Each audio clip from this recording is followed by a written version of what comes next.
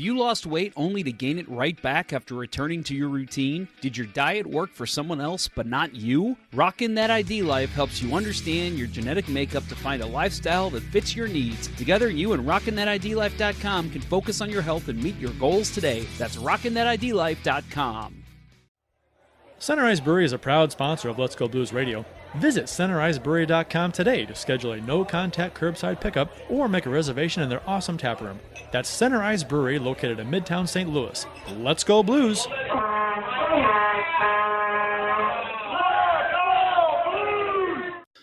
Welcome to Season 10, Episode 1 of Let's Go Blues Radio. We're the often imitated, never duplicated, fully vaccinated, sometimes disinterested, over-opinionated, mono-unsaturated, the original St. Louis Blues hockey podcast. Please check out our sponsors, RockinThatIDLife.com and CenterIceBrewery.com. They help make this show a lot easier to produce, and more importantly, they have some great products and services to offer. We're broadcasting live on Wednesday, September 15th, 2021. This is franchise episode number 319 all time. To interact with the show on social media, we're live on YouTube, Facebook, Twitter, Instagram. Just do a search for us. If you can listen to a podcast, you can certainly search the internet. Check out our Discord server at letsgoblues.com/Discord, where you can voice or text chat with us or other Blues fans before, during, or after games.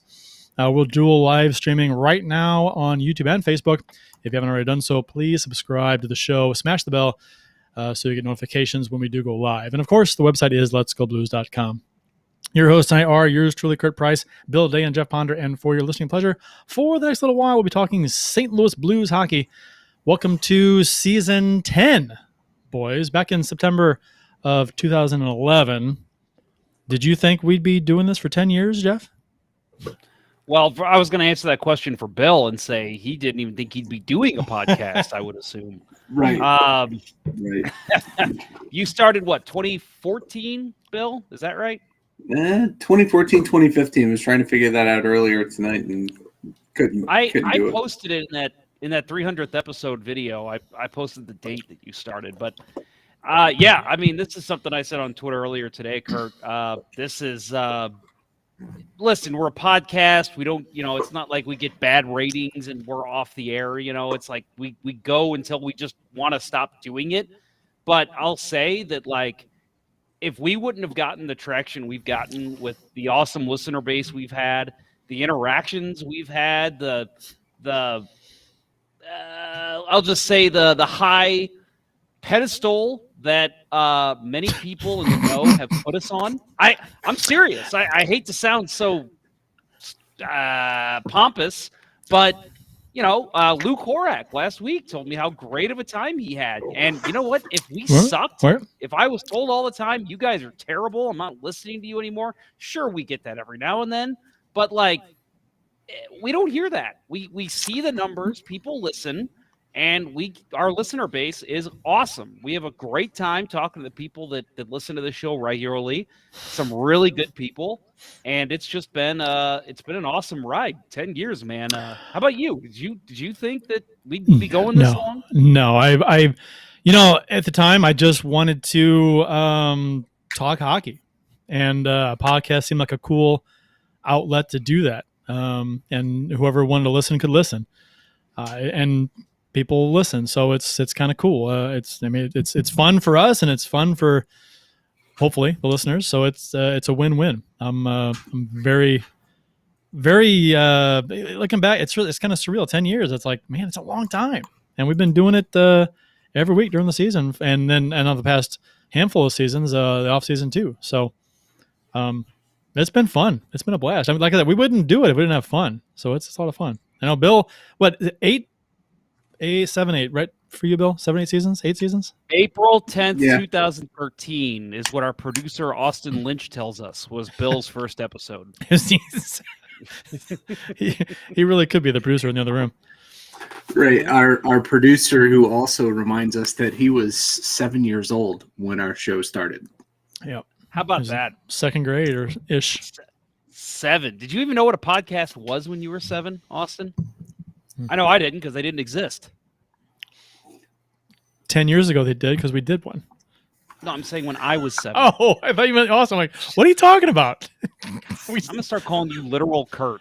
I need to listen. It's been 10 years. I think I start listening to you once in a while, and I just don't. You never have. Not I once. Just don't. No, once. I miss all kinds of stuff. We could and you never paid for the weed. Not once. Not once. Not one time. That's a great quote from anyone who gets that. 31 Teeth in YouTube chat said, "Is the video working for anyone else, or are they still not live?" We were not live at that point. Well, let's just say Kurt has taken back over points, so shows will start a little later now. Yeah. I had lots of stuff to do, and I was like, "Oh, it's gonna start late." I'm just sorry, it's gonna start late. But we always start late. Honestly, anyway. Kurt has what? You got 2 kids in the house. You're a coach. Don't say your kids aren't there tonight, because that just makes you look silly. 2 kids and I'm a coach, and trying to help you out. I have a day job, but I work during the day, so. I was going to say, your evenings are more jam-packed than Bill's and I's. So when you run point, it tends to happen just because life gets in the way, as we always say. I'm sorry. It's always interesting when you see a comment in the YouTube chat. This guy's like, huh? And then the show just stops because like, I don't understand. What does that mean? Should I say it on the air? I don't know. I'll say no. Announcements. We got some Ponder Cup stuff to talk about, Jeff, right? Yes. Yeah. So big thing for the Ponder Cup, again, November 20th at Queenie Park, roller hockey tournament. Sign-ups are going as we speak. I know Austin Lynch asked me about signing up, and yeah, go ahead and do that, Austin. Has he signed up? Not yet, but he will. I think he will. He played last time, scored a big goal for his team in the it was either in the final or one of the playoff games. But I'm signed up. I'm signed up this year, so I get to play either with or against Austin. So yeah, looking forward to that. There you go. We could have a Let's Go Blues radio line. Put 3 of us together. We could. Probably wouldn't be a very good line, but there you go. Austin says he just signed up, so there you go. I'll just know. I'll know not to pass to anyone. It'll be my puck hog game. That's a good point. Yeah. I'll be taking slap shots from my red goal line. Yep. I'll just stand in front of the net.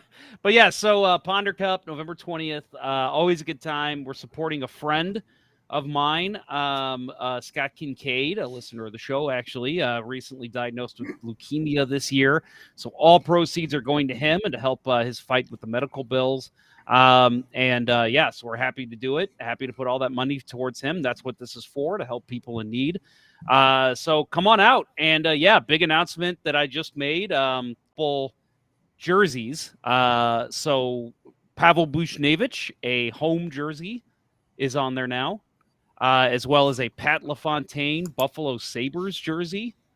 And recently announced Ryan O'Reilly Winter Classic jersey. That is the upcoming Winter Classic.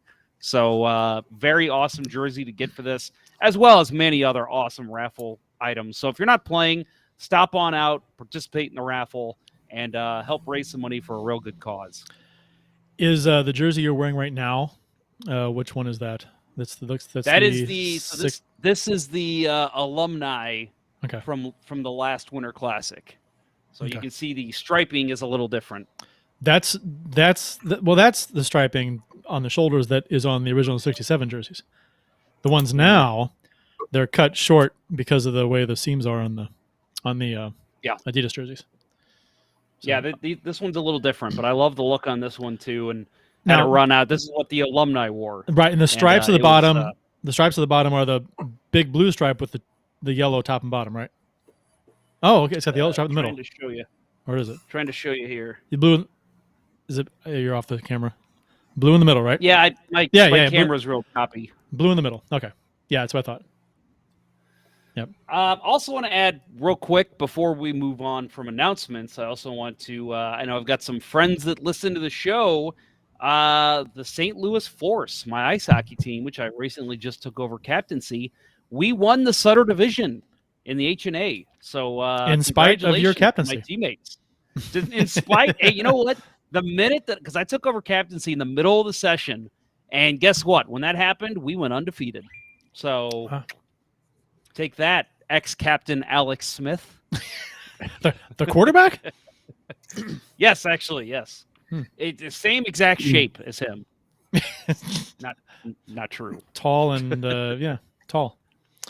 Short and stubby. Not Alex Smith was not short and stubby. Well, not No. the football player. No. But yeah, very cool. We actually, as a team, we've been around for about 10 years, and we've never won a championship before. So Congratulations. pretty awesome. Yeah, thank you. That is to be applauded. Way to go, Ponder and Company.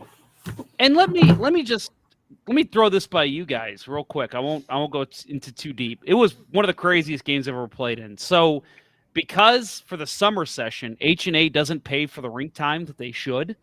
The rule was that if you're tied after 5 minutes in overtime, the higher seed automatically wins. Oh, that's rough. That was the rule. So we literally in overtime with about a minute left, we had already killed off a penalty in overtime too. It was a too many men penalty. And that's bad coaching. This is bad coaching. Two centers jumped. They were sitting right next to each other. I'm like, what are you two doing? But anyway, that's beside the point. So, we with this stupid rule in place, we had to pull the goalie with a minute left. So we pulled our goalie. We got 6 attackers in overtime. And we ended up scoring with 2 seconds left on the clock. Oh, wow. Yeah. So the other team was just devastated. And it was like one of those where it was just a fight in the crease. It was just a dog fight. Guys are poking sticks everywhere. And finally the puck goes in the net. We're on the bench and we see the referee signaling goal. And we just start going nuts. The other team's yelling like, that wasn't a goal. He had it covered. It was just, they were just playing to tie because they knew if they tied, they'd win. Anybody who's played hockey, how many times has that happened? That wasn't a goal. I had it covered. I had it. Yeah, how many times? Every game. Oh my God! Almost every game that happened. I was just scramble in front. I had it. It's under my pad. No. Yeah, well, we learned of that rule for it's only for the summer sessions they do that. We learned of that literally like we're going on the ice and the scorekeeper tells us that, and I'm just like, you got to be kidding me! So we literally have to win. Like we can't. It's not going to a shootout. It's not continuous overtime. We have to win in 5 minutes of overtime if we're tied. So any strategy you talked in the locker room pregame is pretty much out the window. Yeah, completely. It's like, guys, just fucking go to the net. If you have the puck at the point, just whip it towards the net. Well, like your strategy was not going to be to play for the tie anyway, right? I mean, you can't.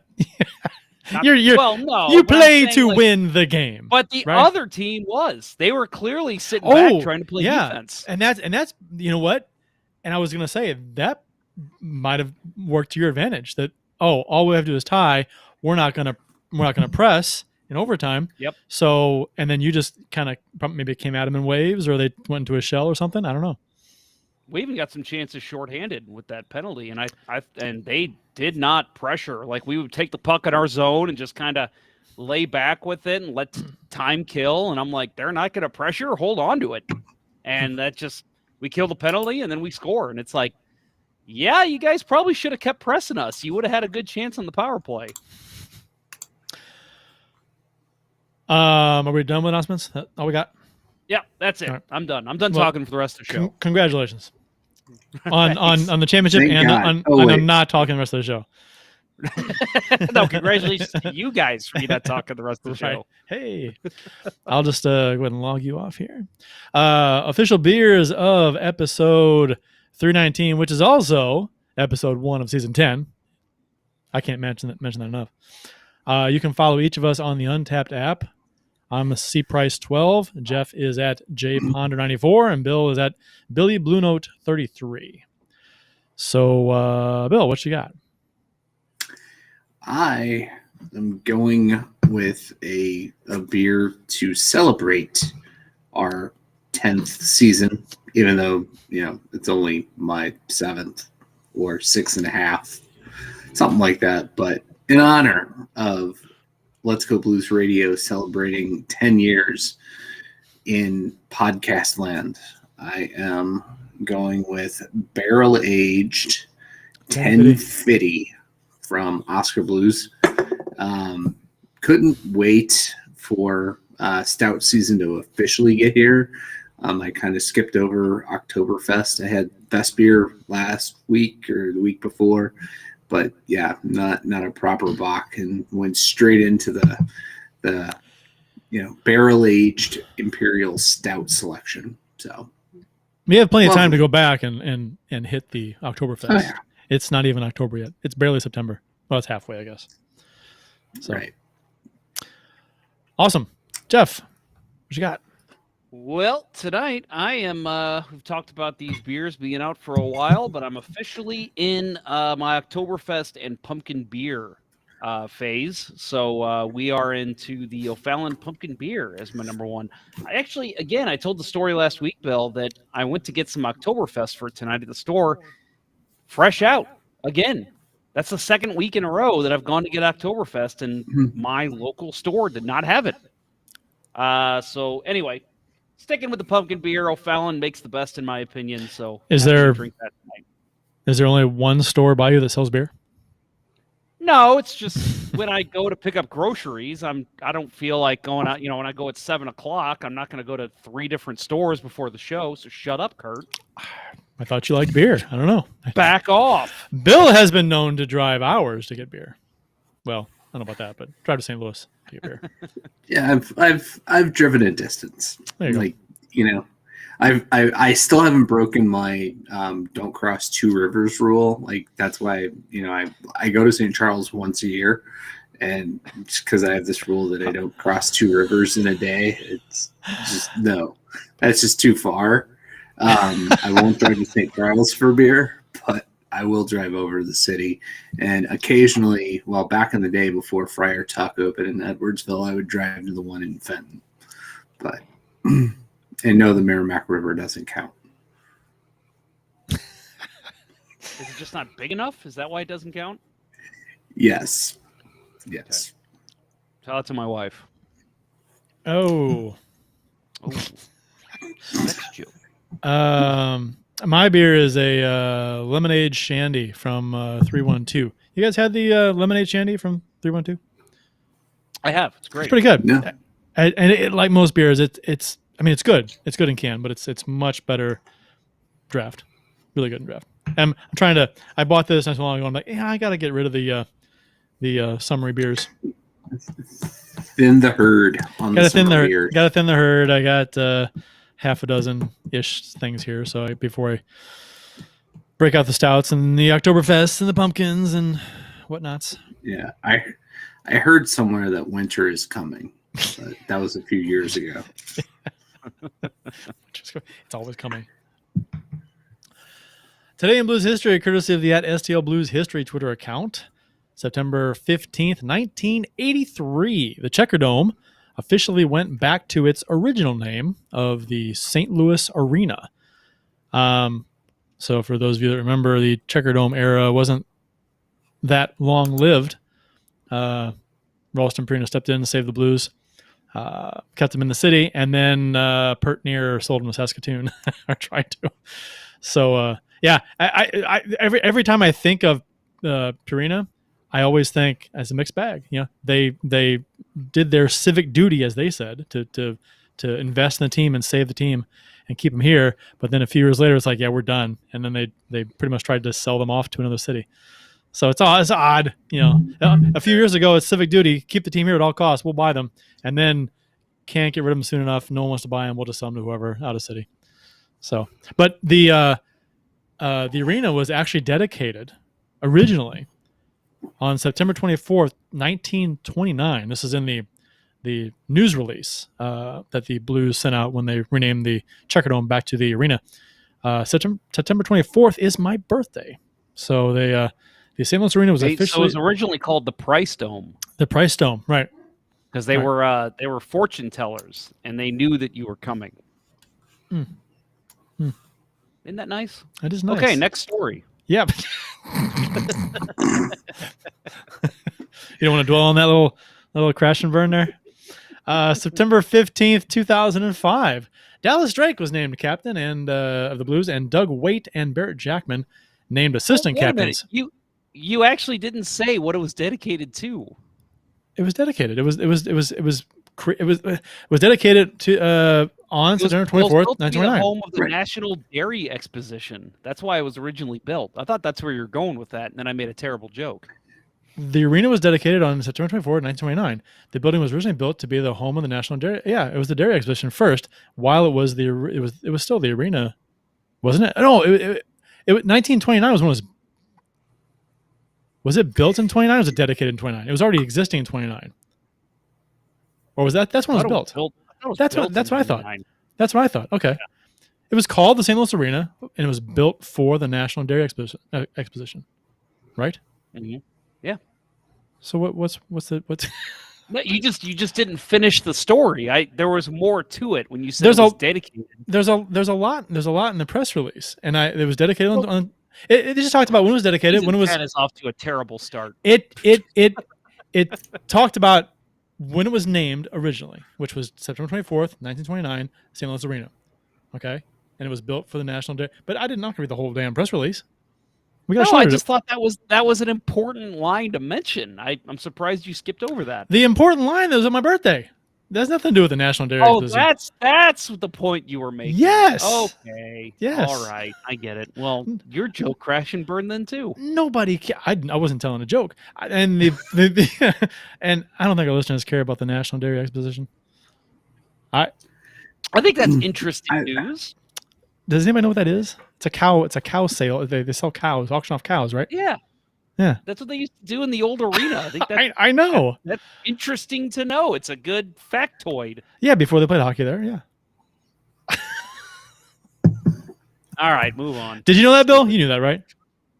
I did. Okay. I did. All right.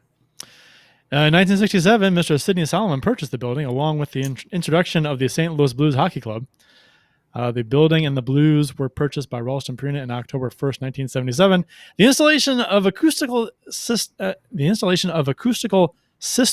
in the that's weird. It's a weird phrasing. That's not right. The installation of acoustical system in the ceiling, as well as the air conditioning units, has made it possible to up the events in the building from 150 to over 240 events a year. That's most of the press release. You only read the rest of that just in spite of me, didn't you? I mean, you acted like I should read the whole thing, so I guess I will. All right, I'm leaving the show. Call Jeff Quirin. Oh, I didn't. I also didn't mention. Let's see. St. Louis Blues management would greatly appreciate the cooperation of all the media in referring to the building at 5700 Oakland Avenue as the arena. Oh, the is not in quotes. You notice that? It says refer to they appreciate if the media would refer to the building as the arena, not the arena, but everybody called it the arena, right? There was even signage made with the. That's interesting. Yeah. They initially wanted to call it just arena, which is dumb. It's the arena. That's very silly. Anyway, September 15th, 2005, Dallas Drake was named captain of the Blues, and Doug White and Barrett Jackman named the assistant captains of the St. Louis Blues. I know, Jeff, you had a tweet about Dallas Drake being named captain of the Blues. Your thoughts on him as captain?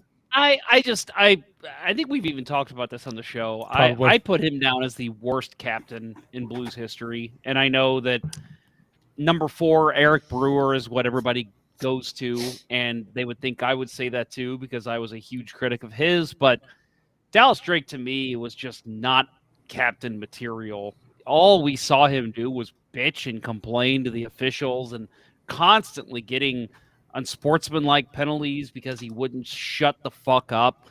And I also mentioned in my tweet that I feel like his game changed. Like it was like, well, I'm the captain now, so I can't be Mr. Grinder. I can't be the guy who's battling in front of the net and taking penalties in the offensive zone. He got old. He got old very quick. After the lockout, he should not have come back after the lockout. He wasn't the same guy.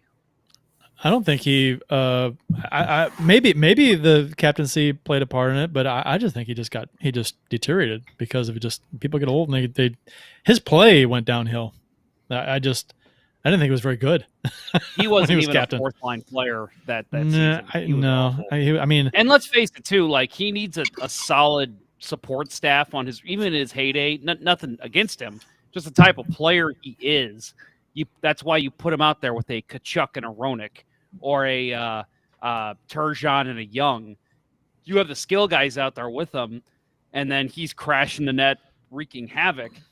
Well, that 2005 team outside of Doug Waite and Keith Kachuk, who, let's face it, were older and not the same players, that they didn't have that. So he didn't have and they didn't put Drake on that line. Drake was more of a checking line guy, and he didn't have anybody to gel with on that roster. So this was prior to the 05-06 season. He was named captain. So I'm looking at his numbers here, and he, yeah, if you look at his stats, they dropped off substantially that season. I mean, he had before that 12 goals, 11 goals, 20 goals, 13 goals, and then 2, and then 6, and then he finished his career with Detroit the final season with 3. So he didn't have as many goals in his last 3 seasons combined as he did in the last season before he was named captain of the Blues.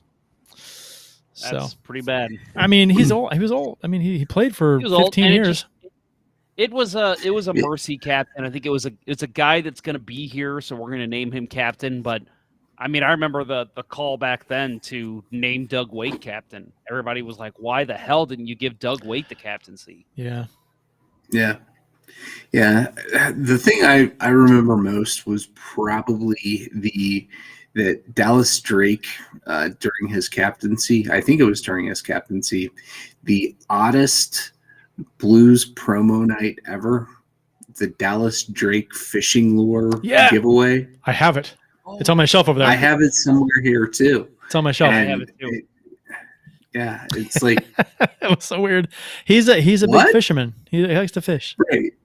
Right. But you have that much sway, in the organization that we're gonna give away fishing lures. I mean, great. Well I mean,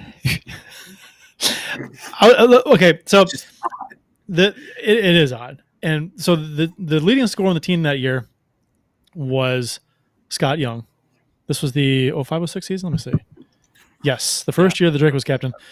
Scott Young was 49 points, then Waite with 44, and then Mike Sillinger, 41, and then Chyanek with 41, and then Dean McCammond with 37. This was not a good team. No. So, I mean, a bad team being captained by a guy who probably shouldn't have been captain at all. Yeah, that's just not a. When I tell stories on this show about being in college and like going to Blues games for $8 and sitting in the front row of the upper deck, it was this season. Like I was a freshman in college, and this was let's go get drunk at the Blues game because nobody else is going. And we used to go and watch the Blues lose every damn night, but it was so much fun. But that's the only positive I had from that season was I was able to go to pretty much 41 games for as cheap as possible. Yeah, that was the era I had season tickets for a few years. Ugh. Yeah, affordable. Yeah, for a reason. Very affordable. Yeah, I think it was either that year or the year after that it was the only time I ever had season tickets, and I remember like Dean McCammond being the guy that you're hoping breaks out to be the star of the team. Yep, that's how bad it was. The goaltending that season, Curtis Sanford played the most games, played 34. Then Bakashua. Friend of the show. Friend of the show, Curtis Sanford. Then Bakashua, not a friend of the show.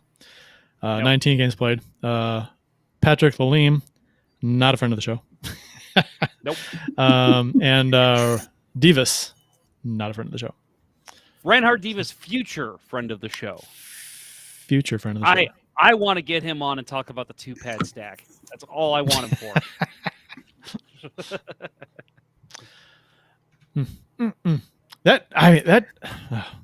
That team, that era. Yeah, the low point. What a team! What a league!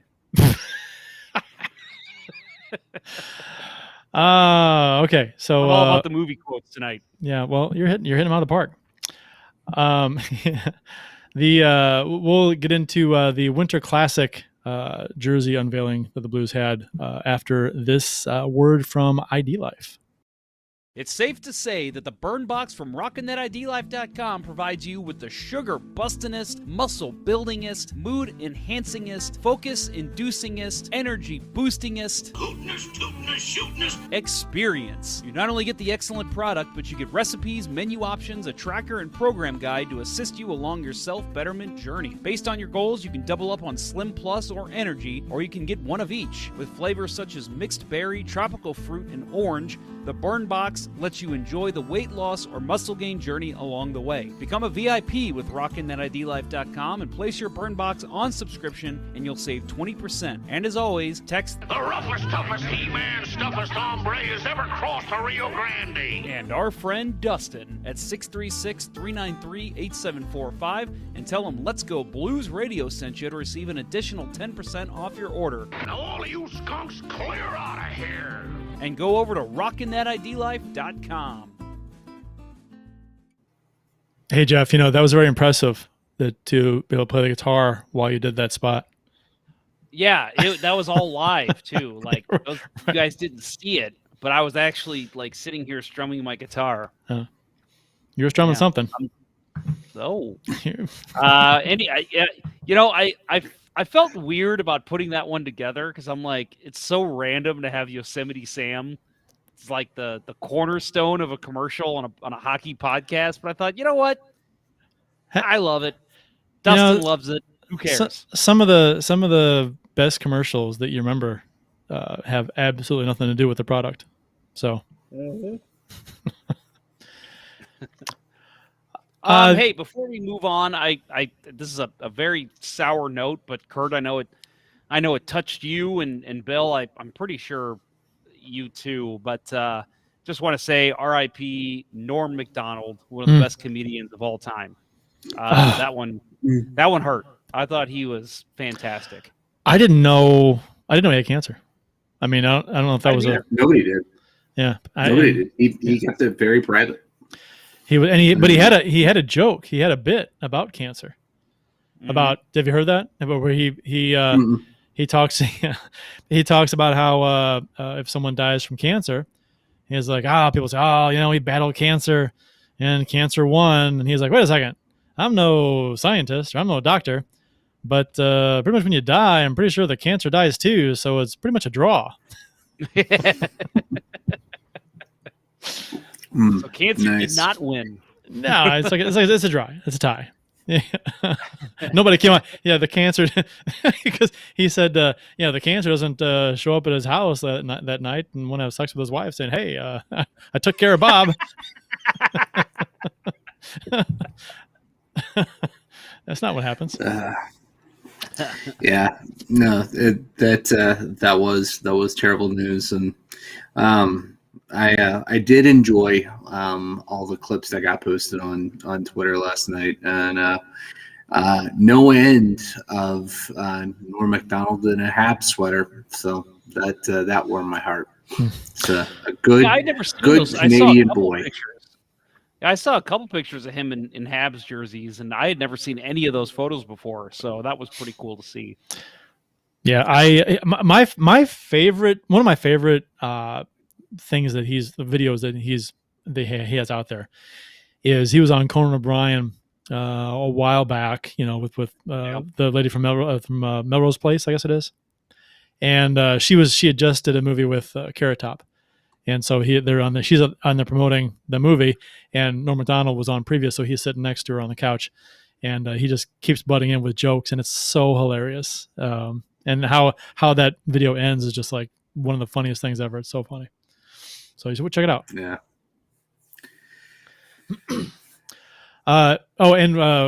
Wrongfully fired from SNL too, by the way. Oh yeah. That was actually my favorite. Because he just would stop making the OJ joke. Have you seen the compilation of all the OJ jokes he made? The reason why he got fired from SNL, and they put together all the OJ jokes. Oh man, it's so funny.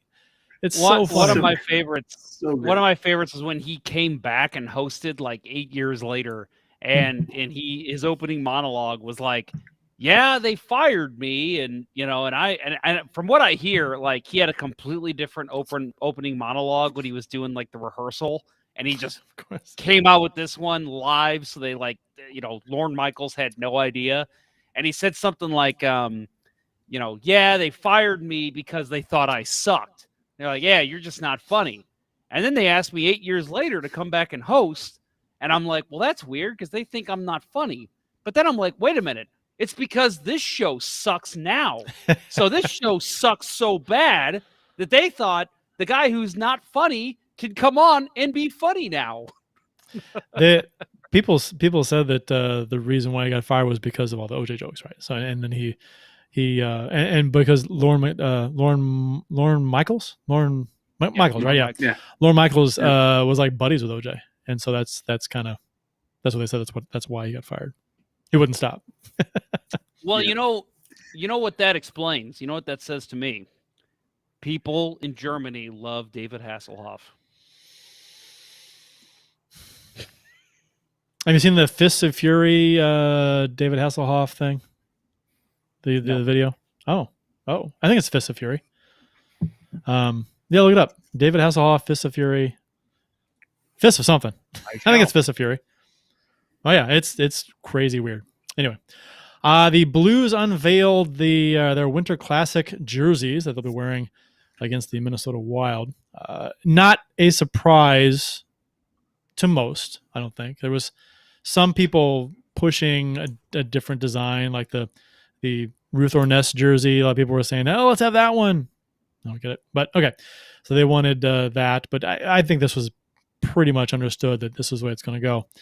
1967 whites with blue helmets, so that it's kind of a cool look. I mean, I guess you assume white helmet, white jersey, but the blue helmet with the white looks kind of cool. Old school note, just like in 2017, and the bold yellow stripe at the bottom with the blue trim above and below, which is reverse of the jersey Jeff has on now.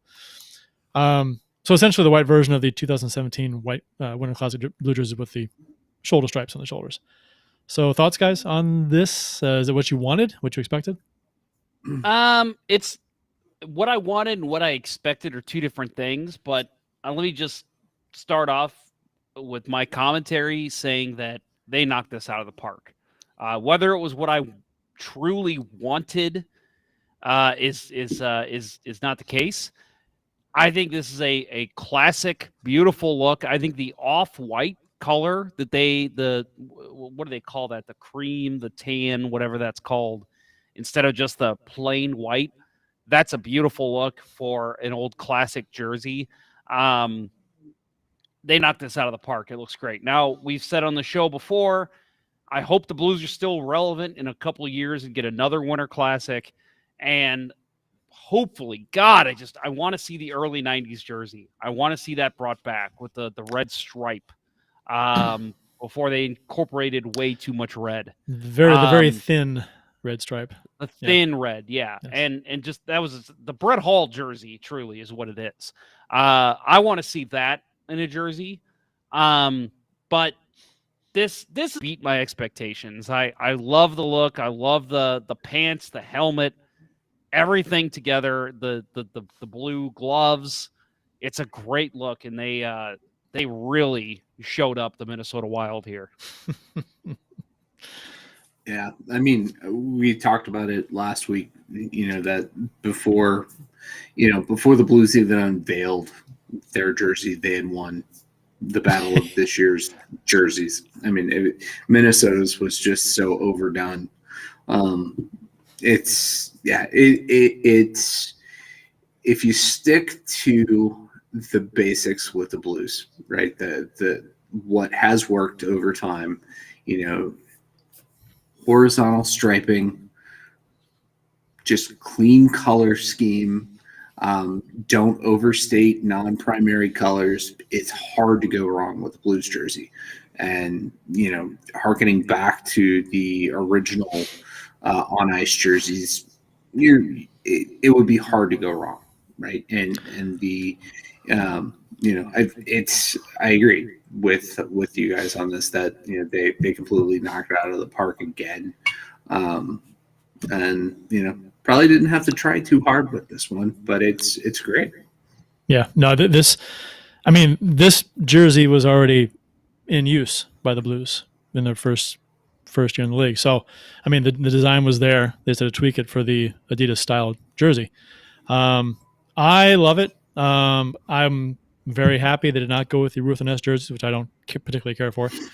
I'm with you, Jeff, on if they did not go with this one. My second choice would have been the first half of the 90s, that one, with the rounded blue note, the rounded tips and the blue note, and the Brett Hull jersey. That's the jersey. The first Blues jersey, the first real Blues jersey I owned was that one. So that's got some sentimentalness to me. But yeah, the blue helmet works with the blue shoulder pads, the blue shoulder stripes. Looks real sharp. Looking at it now, a white helmet wouldn't look near as good against the blue shoulders. I think I see the Wilds jersey, Winter Classic jersey, and I mean, a lot of people hate it, and rightfully so. It is not a good design. It's just too much going on, way too many stripes, too busy. That stripe across the top of the logo, across the chest, that goes from arm to arm. What the hell is that?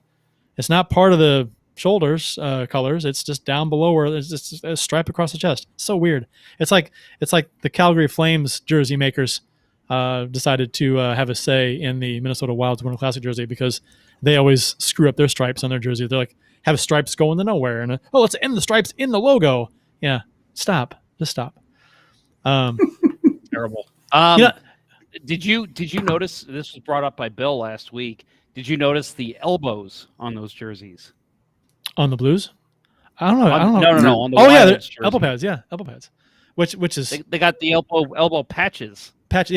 That's what I meant. And it's like that off white, it's like that off tan color, and it's what the fuck? It looks too small too. Those patches look too small. It's like if you're gonna do patches, go big. I don't know. It's so weird. And I'm looking at the Minnesota one now. Like an Oxford jacket. There's too many stripes on the sleeve, on the elbow. There's, I don't know. It looks like, the shoulder looks like two tongues. I don't know. It's just weird. And then I like the idea of trying to incorporate the brown gloves. I love the brown leather gloves. But I just think it's like the Houston Astros field. Just way too many hokey things going on. Not hokey things. Way too many things going on. It's too complicated. There's a fucking pole in center field on the hill. There's just too much. The Minnesota jerseys remind me of the Houston Astros baseball stadium. Just too many weird things going on. So what I said last week, and I'll add a little bit to it about that Wild jersey, is, Kurt, I want to ask you as the graphics guy, if they removed the MLPS and the St. Paul, so the wording that they have in the logo, remove that silly stripe above the logo, and then put like that tan stripe around the shoulder red instead, and then just ran with that. So they just had the Minnesota State look with the two stars, no wording in the center, no stripe in the middle. Instead, you have a stripe around the red. Would you like that better? I think that would be a much better, cleaner look. It would look better. Cleaner and simpler is always better with sports jerseys. Every single damn time. People, they see a lot of complaints on social media. Oh, yeah, the Blues jersey is good, but it's safe. It's boring. They weren't creative enough. You know what happens when you try and get creative? You get a clown jersey. That's what you get. You get diagonal numbers that look bad. You get this Minnesota jersey with a stripe that has no purpose on the chest there. It's just weird. I don't really hate the lettering on the logo that much. It looks a little big, maybe a little smaller. But that stripe just kills it because it pushes that logo down, and the state of Minnesota is like on the belly button. It's so weird. Everything's pushed down because of that stripe. There's just too much going on. Take one stripe off the elbow. There's two stripes. There's six, actually, 1, 2, 3, 4. There's 7 stripes on each elbow, if you count the green in the middle as a stripe. So it's just too much going on. Yeah, it's a Christmas. And it's hard because green and red. You with color design. If you're doing something green and red, and it's not a Christmas theme, you gotta watch out because it's gonna look Christmassy if you don't be careful. And then that weird, I don't know, to me, that weird logo in the middle just adds to the Christmassy feel. It's just the stars, the red. Yeah, it's just too busy. And I think I like I said, I like the brown leather, but I think it's just one more element that's just adding to an already busy jersey. It's not good. So, Bill, I know you have something to say, but I just want to add that in the Facebook comments, we have our first comment of the show for the season 10. So congratulations to Gail Sewell. You win nothing except my admiration. You're quite the fashionistas, guys. Yes, I agree. We are hockey jersey fashionistas. It's I will critique a design all day long. I went to school for it, so I love it. So, yep. Fashion not so much for whatever reason. It doesn't translate well for me, but composition and design, I'm all about it. So, and Minnesota's doesn't work. Go ahead, Bill. I was just going to say, I had mentioned last week how much I completely disagree with Kurt. Well, I didn't get to mention I disagree with Kurt because I didn't know his opinion, but the attempted implementation of the traditional brown leather look, I hate it. I think it's the wrong right. Hockey to me. What about goalie pads? Brown, yeah, but are you against the dark? Are you against a lot darker brown? No. This is. I mean, but would you be against? Would you be against the brown goalie pads? Like when they bring, like occasionally a goalie will wear them, the color. You don't like that? I mean, Carey Price wore them in one of the either one of the Heritage games or one of the outdoor games, and I thought it was okay, but they weren't done against the the pants that are that like that's I don't know that's not authentic hockey leather to me. I would to me authentic hocky leather is a deeper brown. And you want them to soak up water too, right? Itty hockey card, right? That when you got off the ice, you weighed 40 pounds more than you did starting the game. Yeah, like sponges. But look at any 70s goalie card, and that is the color brown you should be going for if you're going for a nostalgic. A true nostalgic hockey brown. I just don't like it. I don't like it here with the Wild. I don't like the way it looks here with the whole thing. I think and this, we can disagree. I like the idea of trying to incorporate it. Now, I'm all about trying to make the colors match, right? That's fine. But and I like the effort because I think it could look good. It doesn't look good here. That's where I'm coming from. I'm not saying, brown would be good whenever it's used.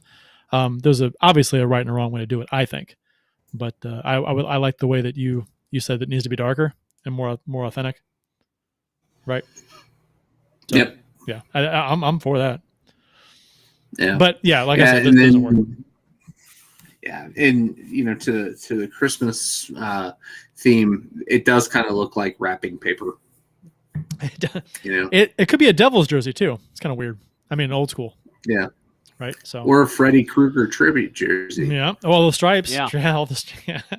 There you go. Right. That was a trivia question somewhere. I forgot where I was. What were the stripes on Freddy Krueger's sweater? And I think someone guessed bad. It was like black and white. It's terrible. Mm. Yeah, I know. Ew. I'm like, I thought they were going to say green. Old school prison mate. I thought they were going to say like red and black or something because it was a dark green on his sweater. But anyway. Yeah. I just want to say we got a couple YouTube comments here. I just want to tell 31 Teeth that we will get to your comment here in a little bit, maybe at the start of the next segment, because I think that's one that is worth answering. Just doesn't match what we're talking about right now. I saw it too. I was going to get to that too. So Austin Lynch had something to say that I agreed with. Actually, I couldn't put my finger on it, but I think what he says here is correct. I hate so much how high and squished the Captain C is on the Wild jersey. And originally I was looking at that and I said, I just don't think I like the font. But then I realized, I'm like, because of that stripe, they had to squish it in there. So they probably were like, okay, what font can we use that will allow us to insert a proper C? And then obviously they're going to have A's in there too. It does not look good. That stripe fucks everything up on that jersey. I mean, if you take away the red stripe with the white on top and bottom on off the chest, it's still not great, but it looks a lot better because you can move that logo up and you can move the C down. Why? Who in the hell insisted that stripe be there? I would love to have set in on these design meetings because this is absurd. It doesn't look good. I don't get it. It's Minnesota too. State of hockey. Come on. They did the reverse retro is nice. Well, and I said last week, I think that it's awesome that they incorporated the Twin Cities thing, the Minneapolis and St. Paul, and they're going back to even before the North Stars. That's awesome, and I love that. But do it with a modern twist, that's a hideous jersey. Yeah, it's not good. And it's so funny. I mean, I haven't seen too many of these, but I have seen a few people that like this one more than the Blues jersey. And I just said to myself, what are you looking at? You should not be on any committee to design anything ever, because you don't have an eye for it. Anything. Well, and Kurt, you have in the notes here, and this kind of bleeds into that, talking about the Blues jerseys. The vocal minority who say they don't like these jerseys because it's, quote, too simple, or they didn't take enough risk, or wasn't creative enough. To me, that's when you take too many risks, you end up with the Blues reverse retro last year. And I'm sorry. I know there's and I'm sorry, you are the minority. There is a vocal minority on social media who loves those things. And yes, my wife is one of them, unfortunately. Minority. She was wearing her red jersey tonight, and I hate that thing. But anyway, you're in the minority. That's an ugly look. It's hideous. It's not good for hockey jerseys. But Jeff, they sold out so quick. Yeah, guess what? These probably sold out much quicker. Do you know why they sold out? Because they didn't make many. Because they didn't buy enough because they knew they sucked. Well, they didn't make many. The STL Authentic said so. They said, well, they didn't make a lot of them, and they sold out. People are like, oh, they sold out. They're amazing. No, that's not. I mean, if you make 5,000 of them, you're going to sell it pretty quick. Yeah. These, I don't know what they made, but I'm sure they made a ton more of these, knowing these are going to be much bigger sellers. Well, I mean, the Blues have, in my opinion, the best Winter Classic jersey to date with their 2017 blue jersey, and this one is right up there. It's close. Yeah, it's really good. I think this rivals it. I think at this point, there's been so many years that you might have to separate home and away. Both Blues jerseys are right at the top of the list for both. The more I see this one, the more I like it too, and the more I see the Minnesota one, the more I hate it. It's just going the opposite direction. It just keeps going that way. Yeah, no, I mean this was the logical next step with the Blues outdoor jerseys. I given the history of the more daring or futuristic designs that have been in the Stadium series, I'll be interested to see what they try to do when they go into if they ever get awarded a Stadium series game, if that continues to be a thing. And I don't know, hopefully that'll be the chance for us to see the early 90s era jersey that Jeff and I and Kurt, since it's in his Adam Oates profile pic on our on-screen graphics. Since we all want that, hopefully, I think we'll probably see a Stadium Series game before another Winter Classic. But who knows? Maybe we'll become the Blackhawks and be the darlings and get every outdoor game. The Stadium Series jerseys tend to be a little more different and creative, I guess. if you will, with the jersey selection that the teams have. So I'm thinking, I mean, if the Blues get one of those in the future, I'm wondering if they, instead of going with like the Ruth or Nest ones, they would just go completely new. Just use it completely different. Which it would scare me, to be honest. I've heard that the way that the jersey manufacturers go into these are they say, okay, well, the Winter Classic, go with the classic look. For the Stadium Series, we want a futuristic look. Yeah, I've heard that too. And that's why a lot of those have been awful, in my opinion. Austin Lynn said the 2019 Boston Bruins jerseys were really nice, in my opinion. I mean, yeah, they're okay. I'm looking at them right now. They are very simple. But they're okay. They're upper half for me. They're all right. I think the shoulder stripes where it meets the colors on the arms is kind of weird. I don't understand what that's all about. But a lot of stripes on the arm. Yeah, it's all right. David Backus signed a 1-day contract to retire as a Blue. He had a real nice write-up online that talked about his time in the NHL, who influenced him, each stop, each city he was in, and just how special everything was. Gave thanks to every franchise. Just a class act. Obviously, St. Louis is where his heart was, and he made that known. Signed a 1-day contract to retire here.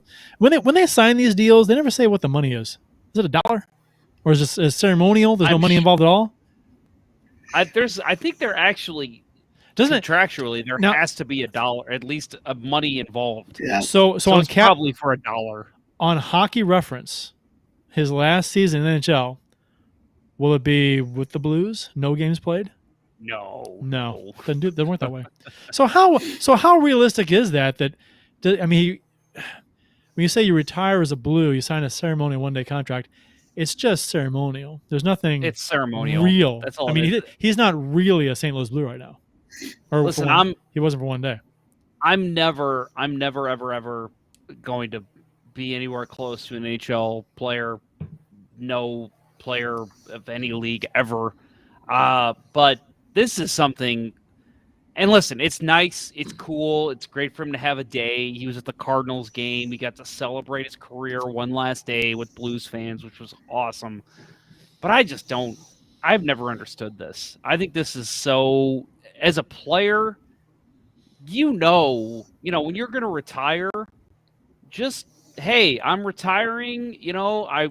St. Louis. I want to announce my retirement at Enterprise Center. How is that? Is that cool? Okay, sure. Yeah, we'll do that for you. Like, the whole 1-day contract thing, it's never made sense to me. And again, I'm never going to play in the NHL, so I'm sure for them it means something.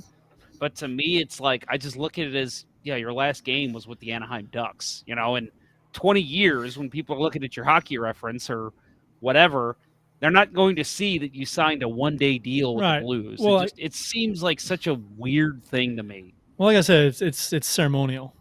It's it's like it's just to say that you wanted. This was my favorite place to play. I enjoyed my time here more than anywhere else, and I had a significant enough impact in that town, that city, on that team, for them to let me do this or offer this to me or whatever. So I get it, but on the other hand, it's like I don't, whatever. It's fine. It is kind of weird. Like, do you really have to sign a 1-day contract? Can't you just come to St. Louis, put on your Blues jersey, and say, "Hey, I'm retiring, and I'm doing it wearing a Blues jersey"? But this makes it kind of official, even though you're not really a part of the team. It just makes it official that you're. That you do that. Like, you're signing a paper, and you can then frame that or whatever. It's just like I don't know. I mean, it's neat. I like it. I never quite understood it, like you said, either. But I'm on the other side of the fence where I kind of it's kind of cool. That doesn't mean anything. It's just kind of a neat gesture. Yeah, I mean, to me, it's validation that he never should have left, and his heart never did leave. But he doesn't leave. We don't win the cup, I don't think.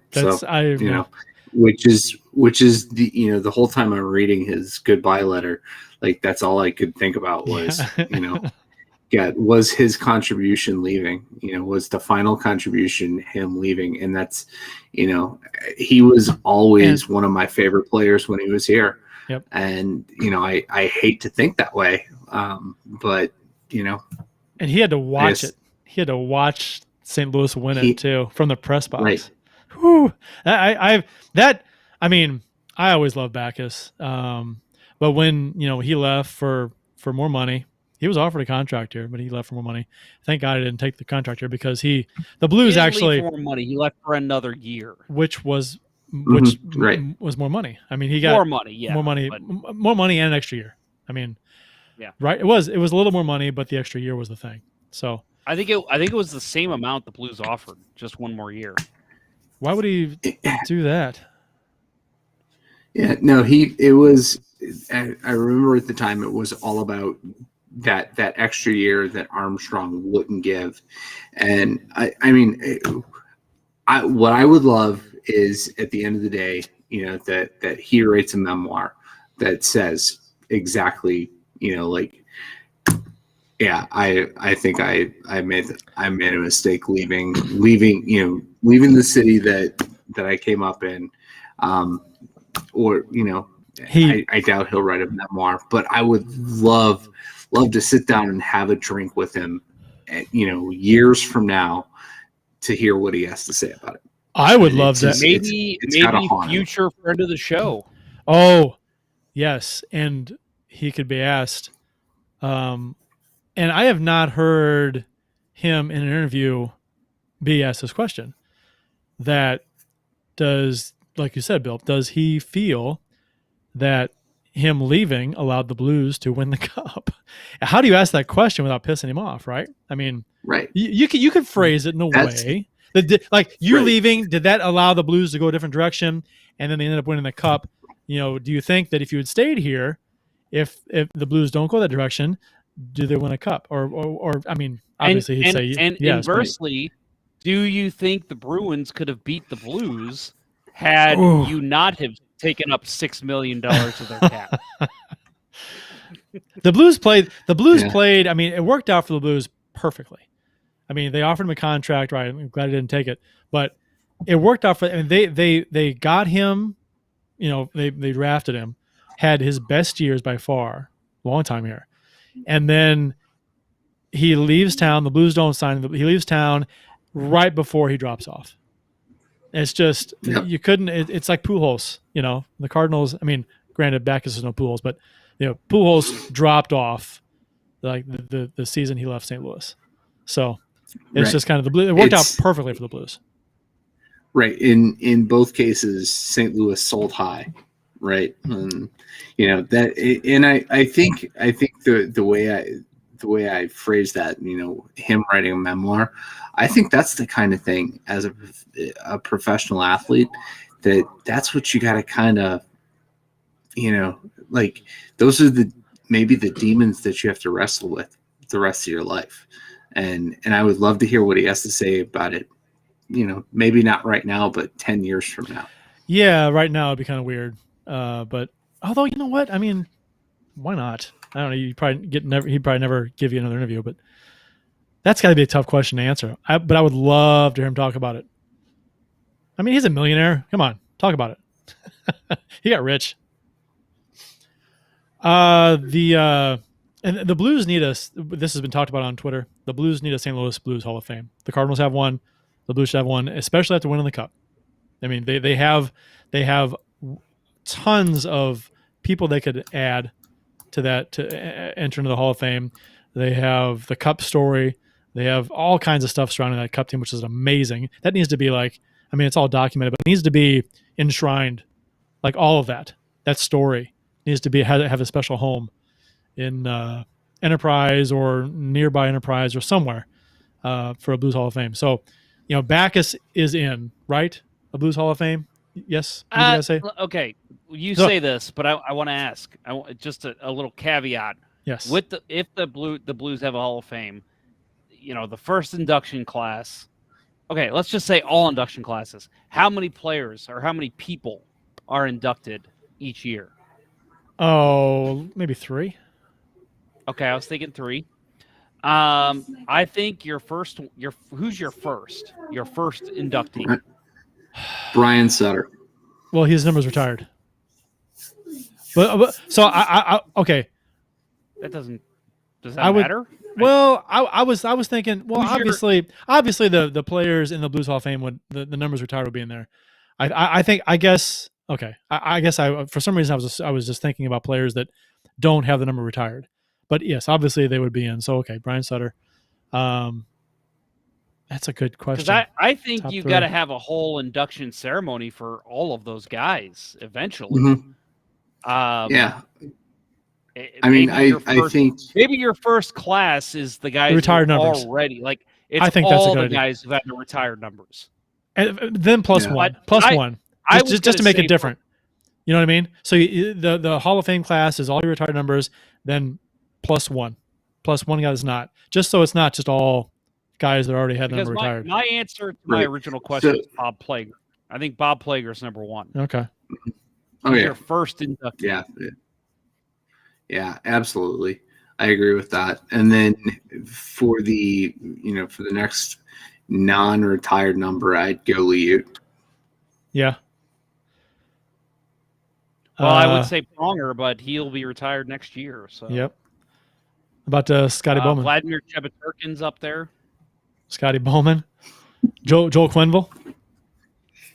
Pavel Demitra. Pavel Demitra. I was going to say that. Pavel Demitra. I think Pavel definitely Demitra is I think he's my first non-retired number in. But to do a callback to an earlier topic, Dallas Drake doesn't get in. No. Yeah. No. I love the. Yeah. No. Yeah, I think Kachuk gets in for sure. Doug Waite possibly. You can make an argument for Scotty Young. Yeah, I think you see. I think he gets in. I think you see the Stanley Cup team in there pretty quickly. Every member. Oh yeah, David Perron. Even Zach Sanford. David Perron will still be played at 45. He'll already be in the St. Louis Blues Hall of Fame. Curtis Joseph's in there. Oh yeah, Cujo. Shanahan for sure. Grand Fuhr. Even though he wasn't here that long. Right. Jeff Brown. But Jeff Brown, obviously. Yeah, absolutely. Scott Stevens? No. Probably he was here 2 years, right?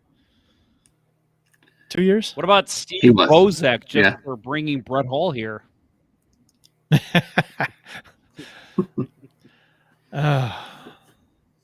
But no, so your question is, you said Backus gets in without question in our notes. I think he gets in, but I think it takes a while. I really do. You think so?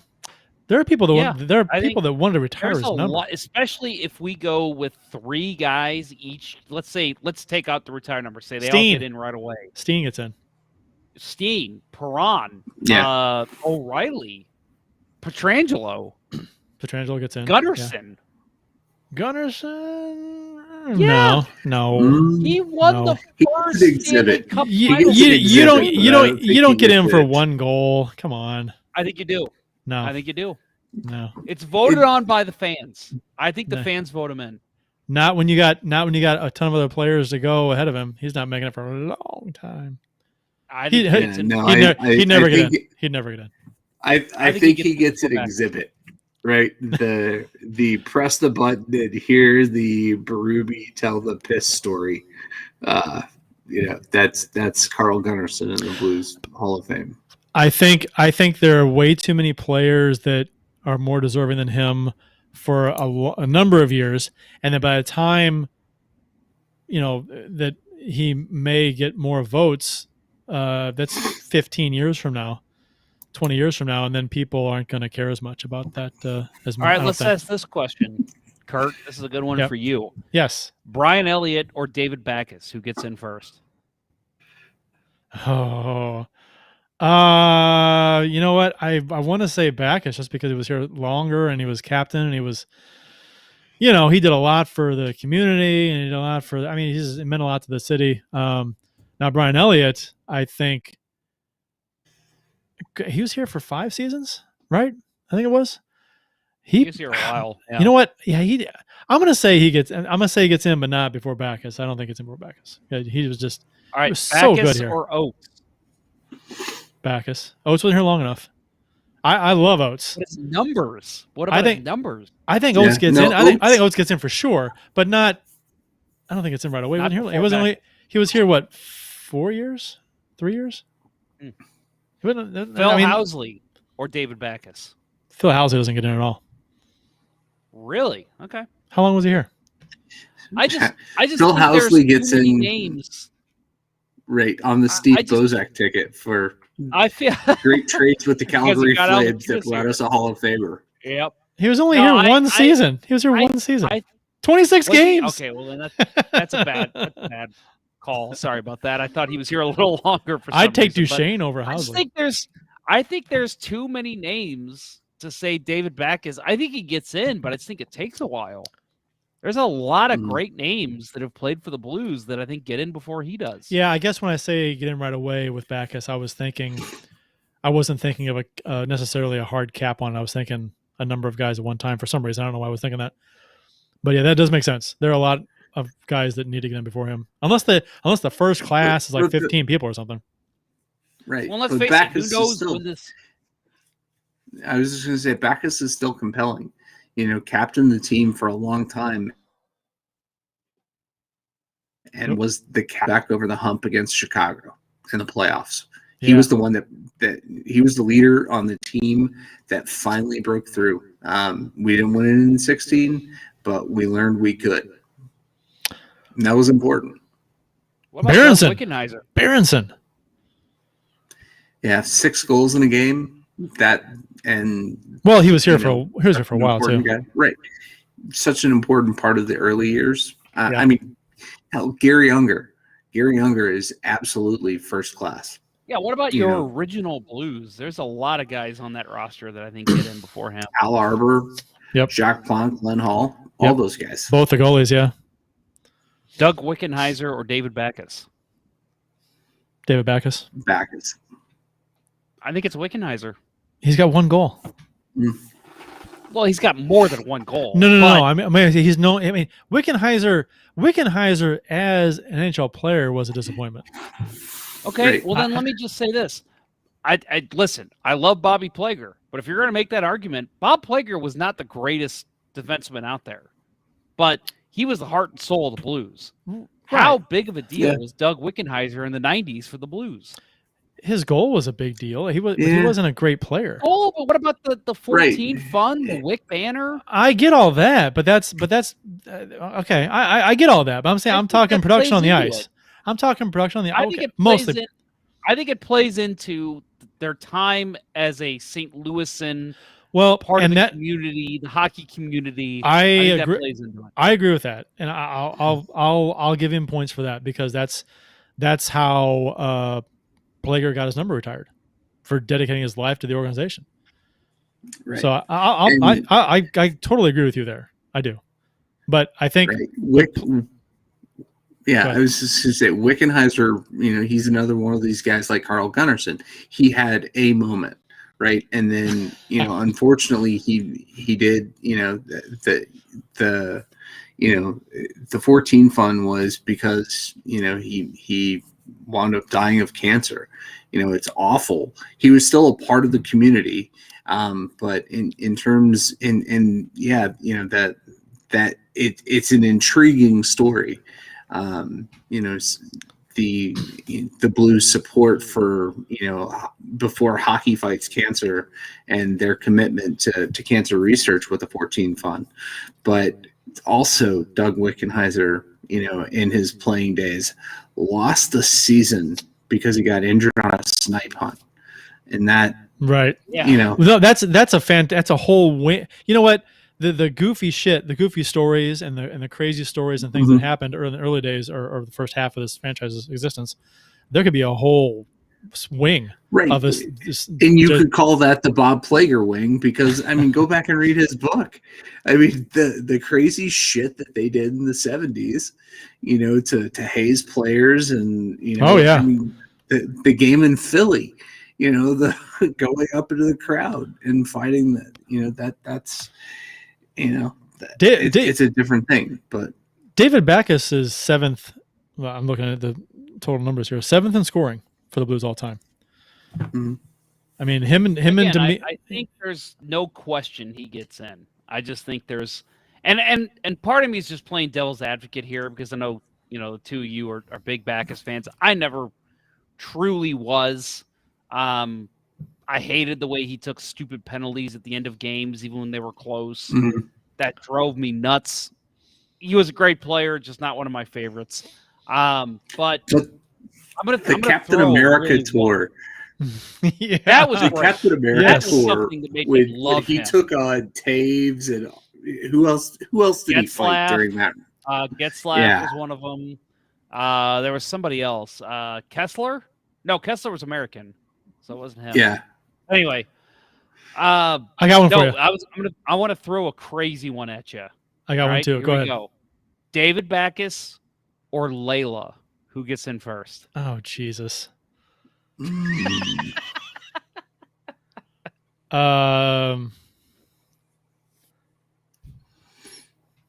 That's a tough question. That's Backus, right? It's got to be. I think I gotta go Layla. What about what's the girl's name who passed away? Tarasenko's. Shoot. A. God, I hate starts with an A. Yeah, starts with an A. Something Duggan, Duger. It starts with an A. Yeah. Was it Ariana? Ariana. Yeah. Yeah, that's it. Right. I think. So I mean, I think you could induct them both at the same time. For not remembering that. I have one for you. Yeah, Ariana Dugan. Patrick Berglund. I'll go Backus over Berglund. He played 10 years here. He is 8th all time in games played for the Blues. Wow.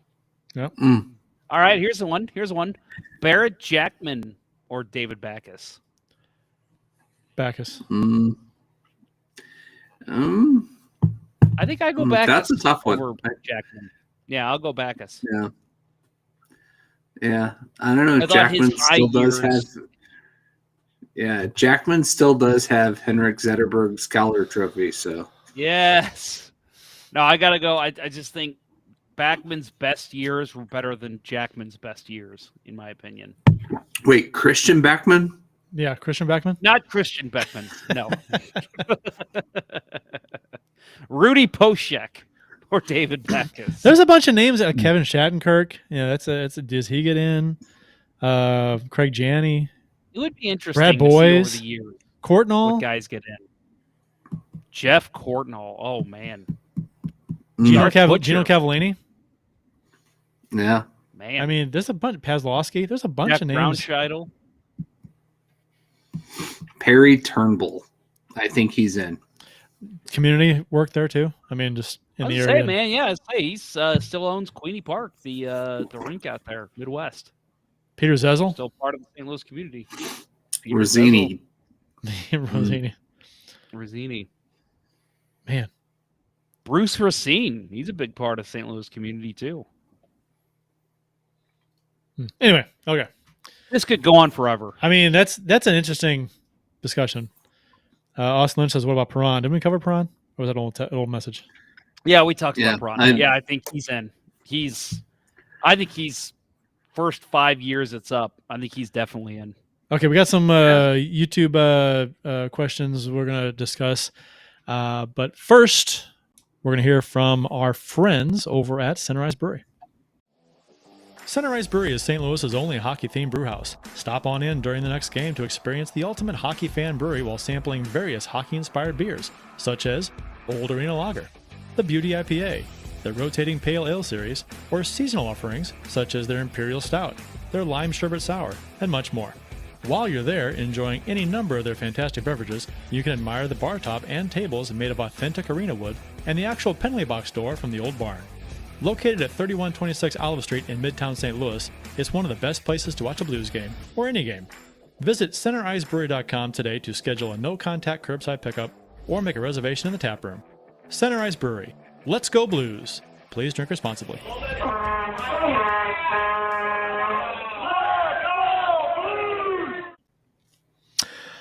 So speaking of Center Ice Brewery, real quick, did you see their tweet today? See what's back? What's back? Pumpkin the spice pumpkin. lager. Oh, is it? I Yeah. didn't. Okay. Which is yeah, great. I did see that. Yeah. Yeah, it's It good. is good. It's Yeah. a really good one. I want them to bring back the Yeah, and- lime sherbet sour. That was good. Yeah. I will definitely join you when they bring that back in the tap room. It tasted like sweet tarts. It was pretty good. I'll Yeah. be there for that too. But yeah, love the PSL can, just like a pumpkin spice latte from Starbucks. It's Yeah. beautiful.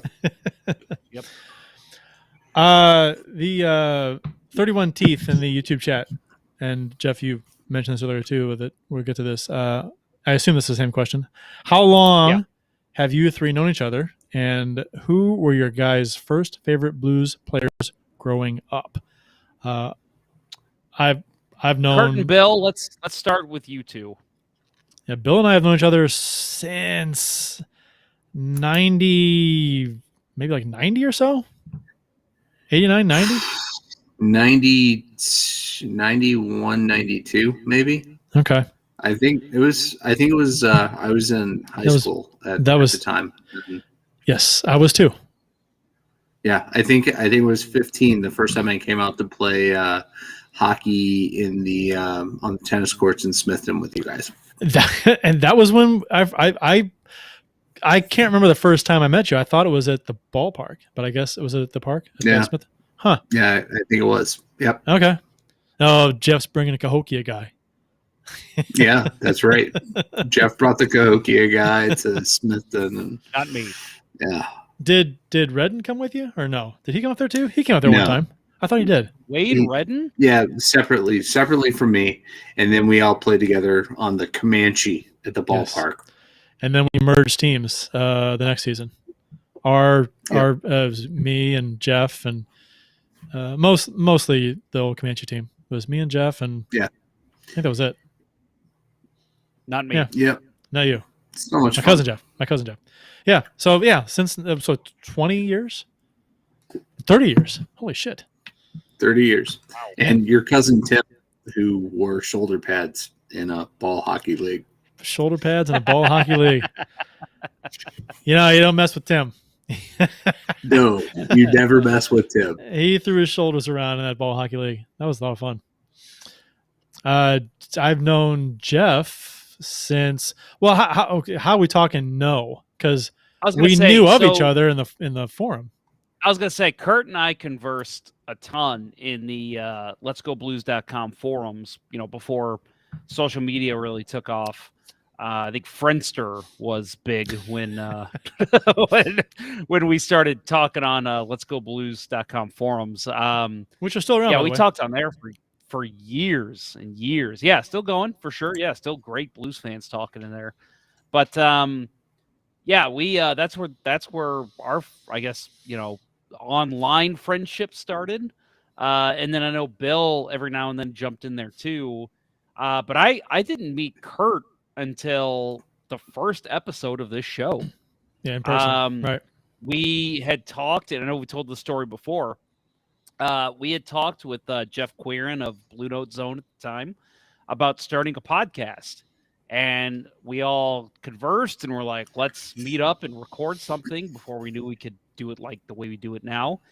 And we just met up at Kurt works at SIUE, met up at their campus, recorded in there with the broadcast room. Very first episode. Never met either of those guys. We literally had talked online and that was it. And we just met up and we're like, hey guys, nice to meet you. I'm Jeff. I'm Kurt. Let's And talk the next thing you know, okay, microphone's out. Let's start recording. I mean, it was, and you can hear it in that first episode, which, by the way, you can listen on our Facebook page. I've got a bunch of old, like, classic episodes on there, and the first episode's on there. Just it's audio only, but like it's so funny because it's I don't know. I can, and maybe it's because I was there. Kurt, you tell me if you feel the same. You could feel the awkwardness. Oh yeah. Well, I mean, it was the first time recording and talking to a mic for. I mean, it's just and doing a show. It's just, you don't know how you're going to react to each other. Do I talk? Do you talk? Is it how long do I talk? It's just kind of weird. So it was fun, interesting. Studio was fine. It was a big time learning experience. The whole thing was. Yes.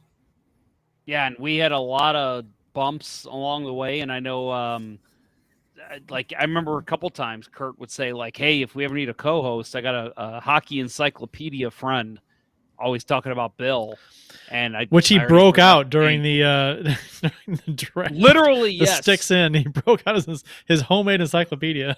Oh my god, that was insane. I'm trying to find the date now. Okay, yeah, April 10th, 2013. Bill's first episode with the show. That was literally the first time I ever actually talked to Bill. Again, we had conversed a little on the letsgoblues.com forums, but like I had never known Bill before that. I knew him as whatever your letsgoblues.com forum name was. So yeah, when he's like, "Hey, I'm bringing on my friend Bill Day," and I'm like, "Great, can't wait to meet him." And that's literally how I met him. Yeah. I didn't join the show until you guys had gotten all the kinks worked out and had it for the most part figured out. Right. Yeah. Bill was not about to partake in some kind of half-assed learning curve show.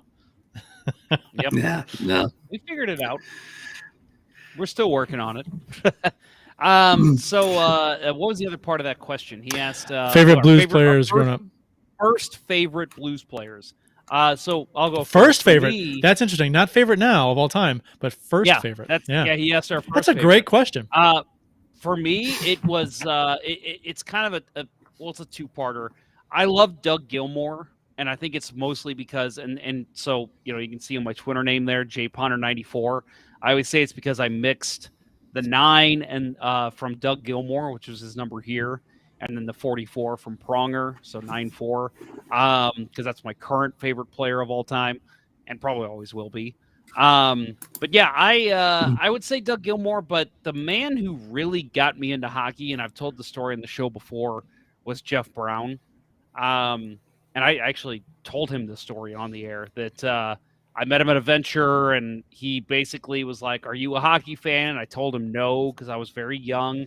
I said, "I'm a baseball fan." And he said, "Why don't you and your dad come out to the game tomorrow night?" And he left tickets in my dad's name.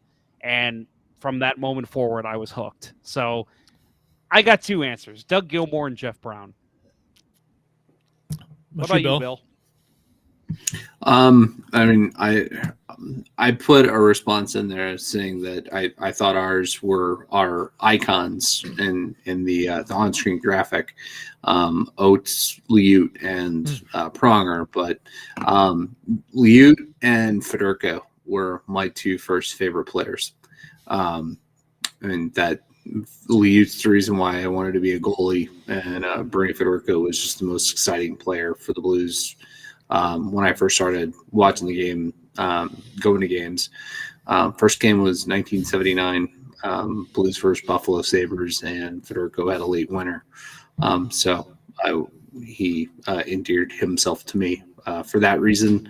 But yeah, Fedorko, Liut. Mine was Pazlowski, my first favorite player. Nice. I probably because his name was fun to say. And Pazlowski, and they'll go crazy. But yeah, but the first Blues player I ever saw on TV was Hines, the goalie at the time. So Rick Hines, Rick Hines, yeah. I was at a bowling alley, and I looked up and I saw, there's a hockey game. There's a goalie, Rick Hines. Okay. And then I don't know if he was goalie tandem with Walmsley. I'm not sure, but I remember my first favorite goalie was Walmsley, just because. Yeah, I mean, I didn't know anything. I was a little kid, so I just I liked the players' names, and they did some cool stuff when I watched, so I liked them. So it was Pazlowski primarily, though. Yeah, so it was Ute had had tandems with Hines and Ed Stanowski.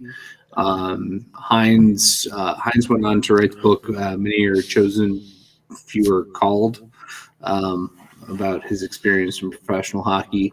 Okay. Ed Stanowski, after he retired, went on to the Royal Canadian Air Force as a pilot. And Hockey encyclopedia. Right. He still gets. I think he still gets some airtime with the Winnipeg Jets now because of that connection. But then Walmsley and or like airtime. Airtime. Probably both. There you I go. did. I like but Walmsley and Millen was the tandem. Walmsley Liute.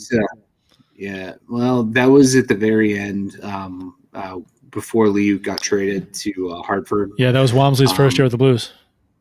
Yeah, and then they brought in Millen as the tandem replacement. Walmsley and Hines on the team at the same time in, let's see, was it 80-45?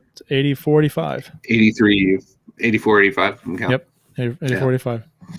Well, Hines played 2 games, but still. Yeah. Interesting. And it's about that time. Career with the Blues. Yeah. You mentioned favorite goalies of all time. You know what's funny is something that I still pride myself on as a hockey player is endurance. So I would say favorite goalie of all time, or not all time, but when I first started watching was Curtis Joseph. But when I really got into the sport, again, talking about endurance, Grant Fuhr. I remember just watching him game in and game out. Grant Fuhr's in net. Like, there was no question. It was, now we say, okay, who's in net tonight? There was no question back in Grant Fuhr's day. It was Grant Fuhr. Fuhr's in net.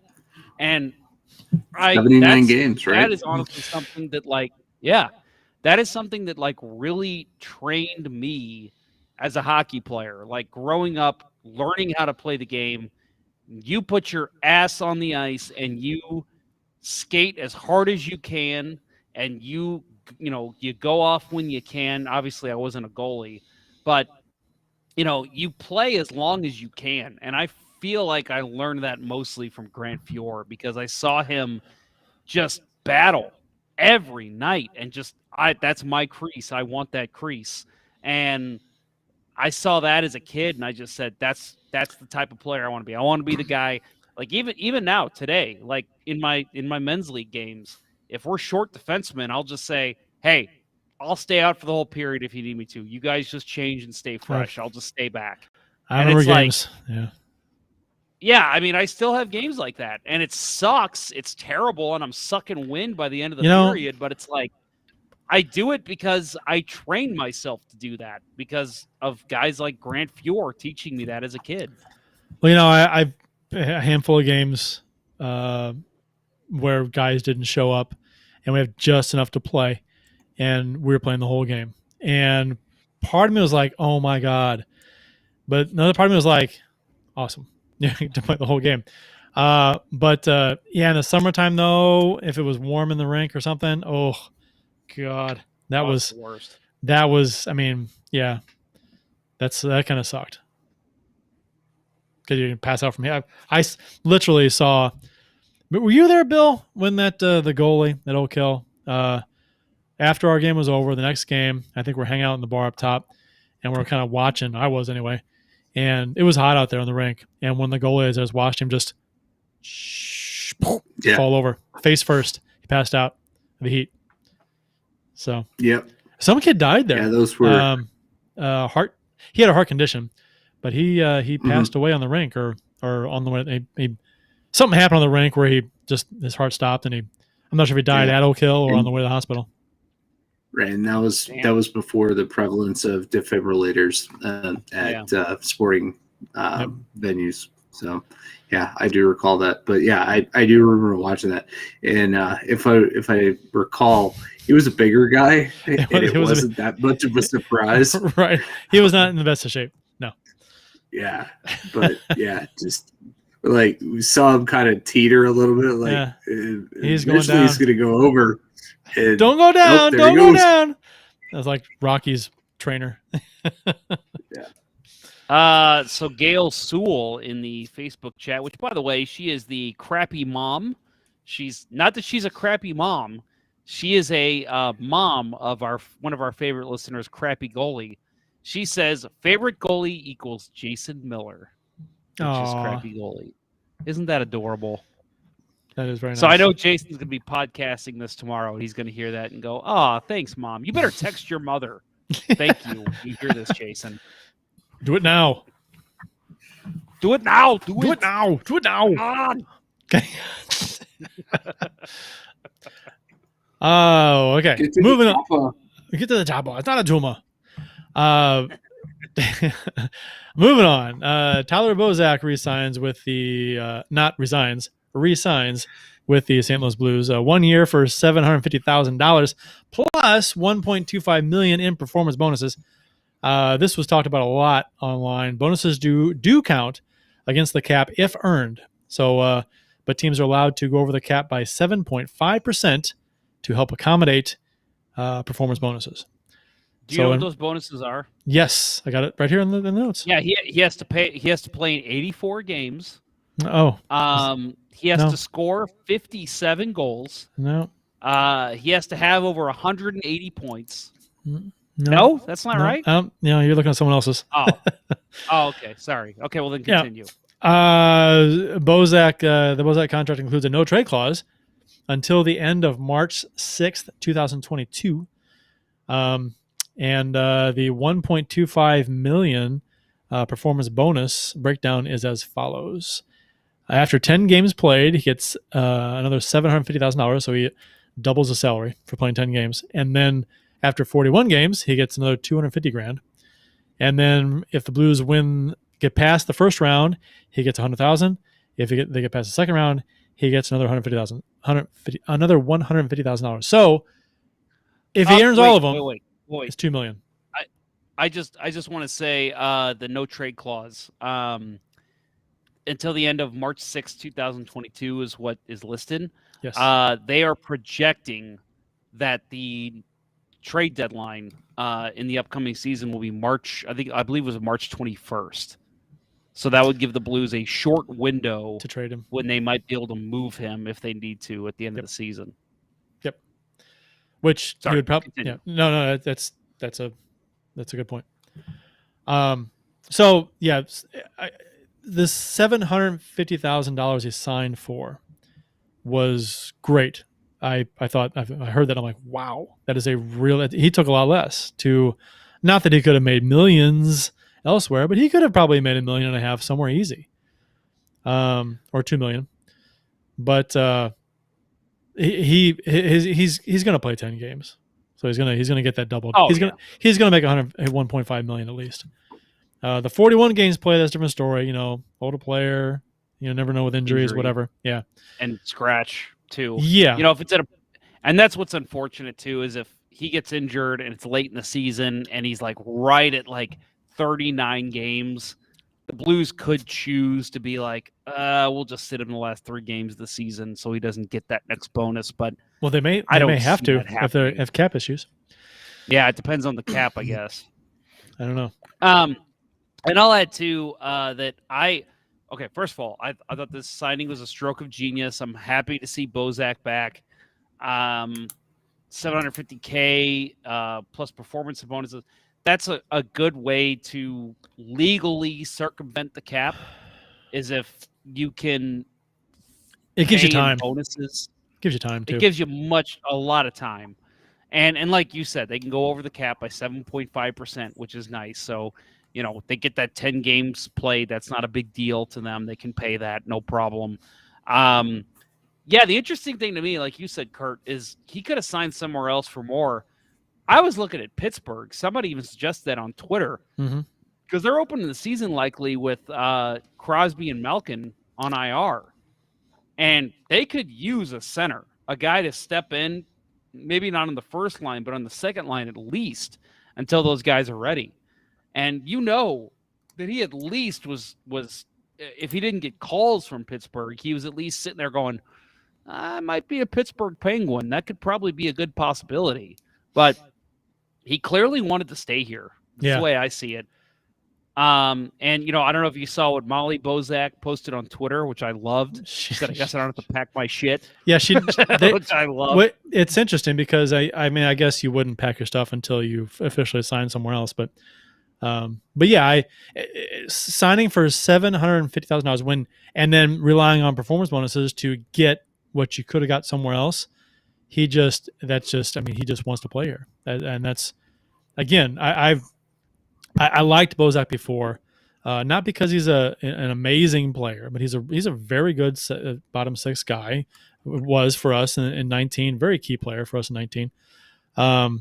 But he was good last year, a good bottom six guy. So I think 750 is a good price for him. Well, 1.5. Let's be honest, right? So yeah. It's interesting though, because he's getting the 1.5, but then like you said, that gives us, because of that, this contract, we essentially have more cap space. So with Bozak on the team, I'm assuming if Bozak is not rest or he's if he's sent down or injured or whatever, his cap hit, that 7.5% goes away because he's not on the roster. He's not counting against the cap. So his salary has to be counting against the cap for that 7.5% to account. So as long as he's playing, that's genius. Right. I think where, his contributions in the playoffs, you brought it up a little bit in 2019. I mean, go back to that first round against Winnipeg, setting up the Schwartz goal. God. And then Such a good goal. You can forget, guy knows how to get away with a trip. Yeah. Yeah. Show it off. Show it off. Yep. Oh, there it is. What a trip, baby. What a trip. Love it. Yeah. No, I'm super stoked that he's didn't go elsewhere. Kind of expected that he would wind up somewhere out west, Calgary or Vancouver. But super happy that he's staying here. And I guess the one thing with Thomas unsigned, I know that there's been some consternation by some people on Twitter about how can you sign Bozak before you sign Thomas, but I think it's also puts pressure on Thomas to say, I agree. Hey, we're good down the middle now, kid. What are you gonna do? Thomas is getting Kruged. He had a bad year last year. I went into. He had a bad year. He was hurt too, though. He was hurt, yeah. But I still feel like when he was in, I don't think he brought much. And I like this flex from Doug Armstrong. I do too. It's, hey kid, you didn't do shit last year for us. We're probably good without you. And if you want to play here, you're gonna have to play for a little less than what you're thinking. I like it. The Thomas thing is interesting. When I first saw that Bozak re-signed with the St. Louis Blues, I'm like, oh, what? My first thought was, that's Thomas's money, right? Because I was thinking, I'm thinking he's getting $2 million, $1.5 million, right, at least. And then I saw it was $750, and I'm like, oh wow, that's shocking. So then I'm thinking about Thomas. I'm like, of course you're doing math. How much is left for him? And there's money for him. You're carrying 8 defensemen right now on cap friendly, so you're going to send one Santini down probably that'll clear $750K, and you can go with one less forward too. So you're in the press box, so you can save some money there and dress 22 instead of 23. So they have some money to play with, but not a lot. So I mean. And honestly, I said this right after when Kyrou was signed. When Kyrou signed for his 2.8, He's making 2.8, right? 2.8 million. I thought, wow, that was high. That seemed high to me. I thought he could be around 2, maybe a little less than 2, and Thomas would get 2.5, right? I thought that's what he was. I thought that's what we would be at, 2.5. But then Kyrie signs for 2.8. I'm like, ooh, that's going to cut into something the money Thomas wants. And how big would it be now if Kyrie had signed for 2 and you got an extra $800K to play with for Thomas? That's a big deal. And I know that, Kyrie signs for 2.8. Thomas wants more. He's got more experience. He's produced more. He's won a cup with his team. So it's interesting. And was it Lou or JR that tweeted that that Thomas Camp may be using the Kyrie contract as leverage, right, or as the starting point of the conversation? That was the first thing I thought of when Kyrie signed. First thing I thought of. Based on performance last year. Last year, right? Sure. It's no contest. Thomas's Camp's going to lose that argument. But again, like you said, he was injured. And Kyrie didn't play the whole season either, did he? How was he? How many games did he play last year? I just think it's interesting because Kyrie's played 55 games last year, so he played almost all the games. Right. I think he was a healthy scratch one game, if I remember correctly. So yeah. So he's played 99 NHL games. Yeah. Thomas has played 169 games. He's played almost a season more. So I get where Thomas is coming from. His last year was not very good. He played 33 games. He was hurt, missed 25 games or so.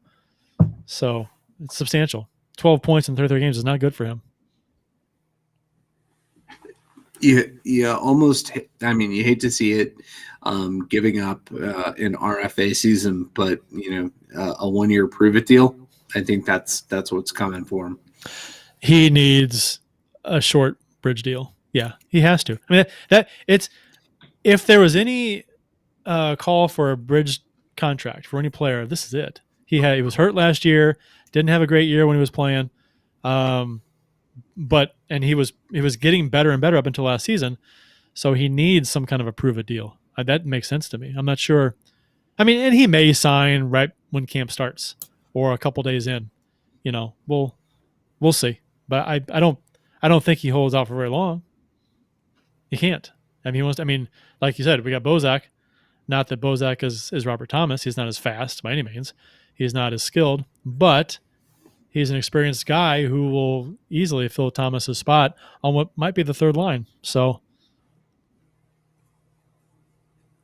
I don't know. What do you think he signs for? What's his number? That's a good question. Because isn't there a rumor going around that he's wanting 3? Right. They've got 780,000 left, something like that. But that's with 8 defensemen.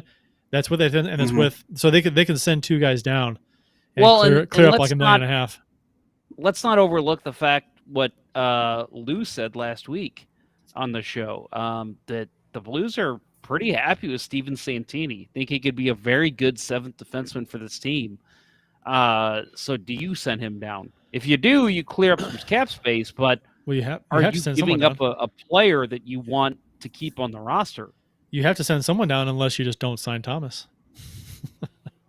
Because Thomas is going to get at least $2 million, right? At least. Yeah, I think so. So you're going to have to send. I would say between 2 to 2.5.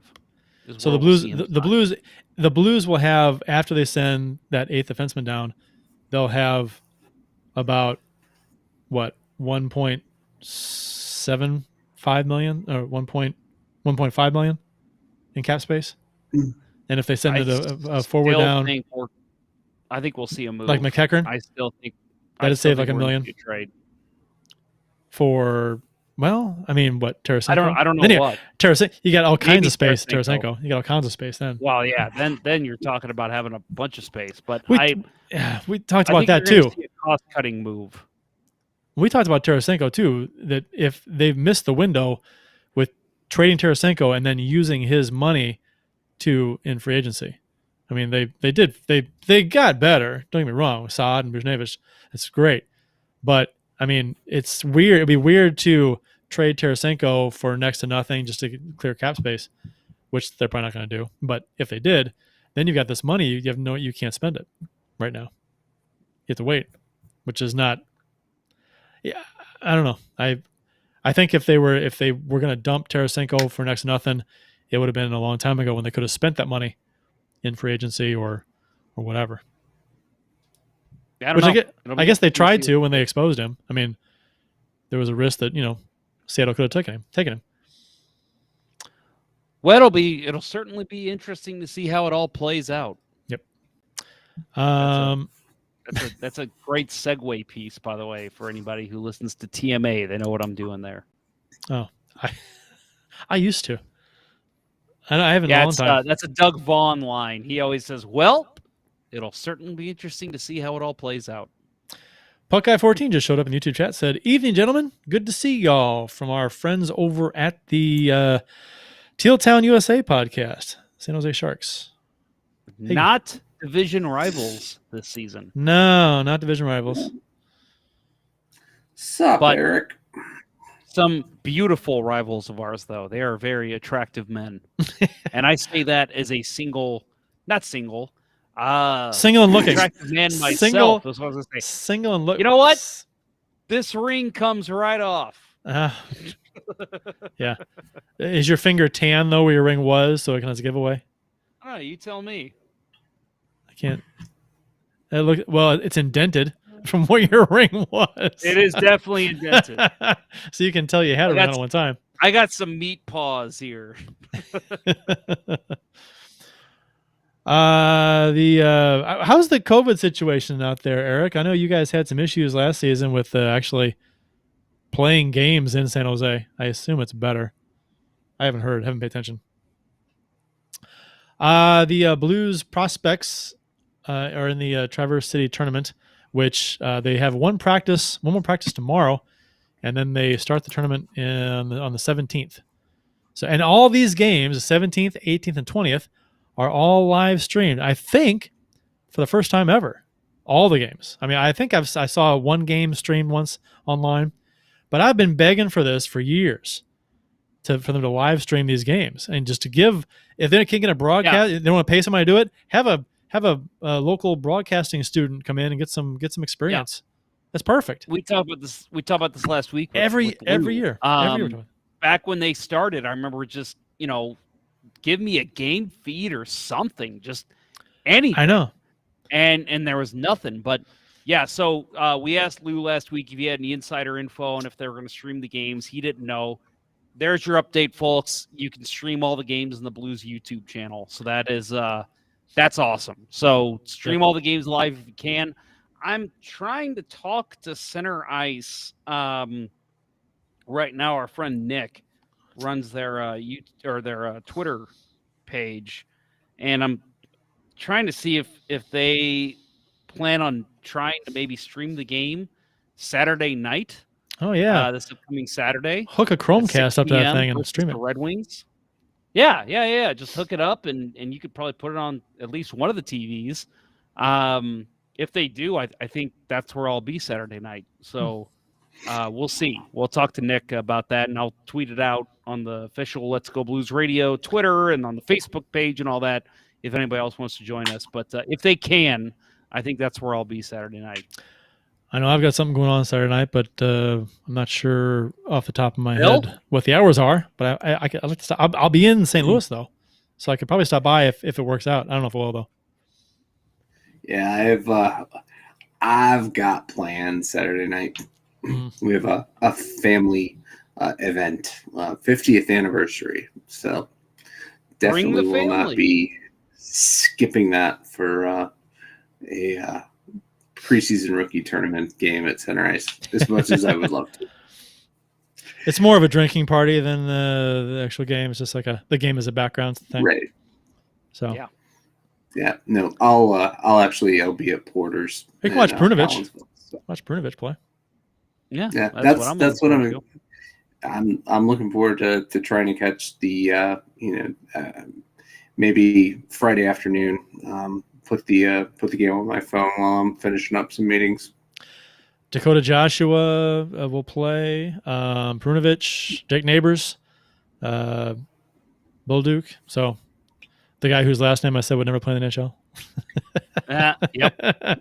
Yep. Just because of his last name. Just because of his last name alone. Bolduc. Yeah. Kurt, we talked last week on who we're looking forward to. A couple names that came up were Tyler Tucker, who's been just a standout player since being drafted in the 7th round.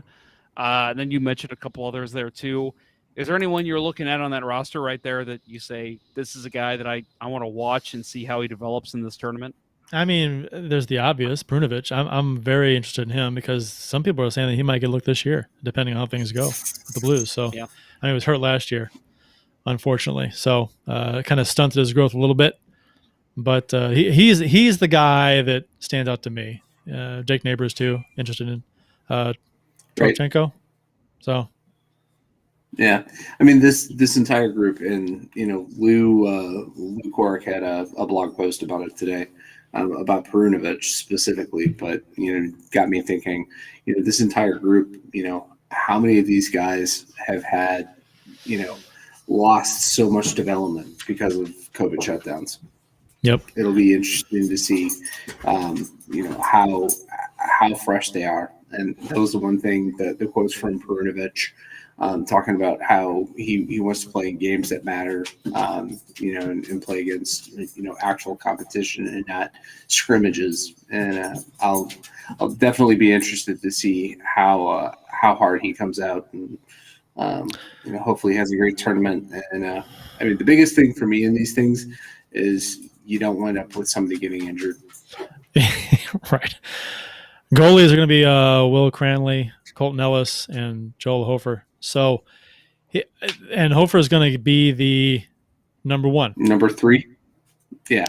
He's going to be the number 3 on the depth chart. Yes. Number 1 at Traverse City. Springfield.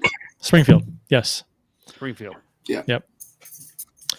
So that'll be interesting. Blues prospects. I'm almost annoyed that privacy issues are what it is. They are, because I'm dying to know which Blues player was robbed at the Arch Grounds.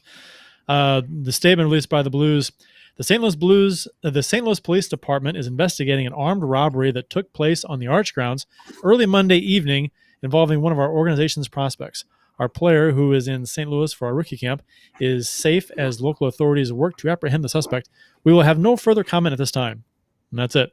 So a Blues prospect was robbed at, I assume, gunpoint, armed robbery, on the Arch Grounds. Well, gun or knife, I would imagine. Yeah.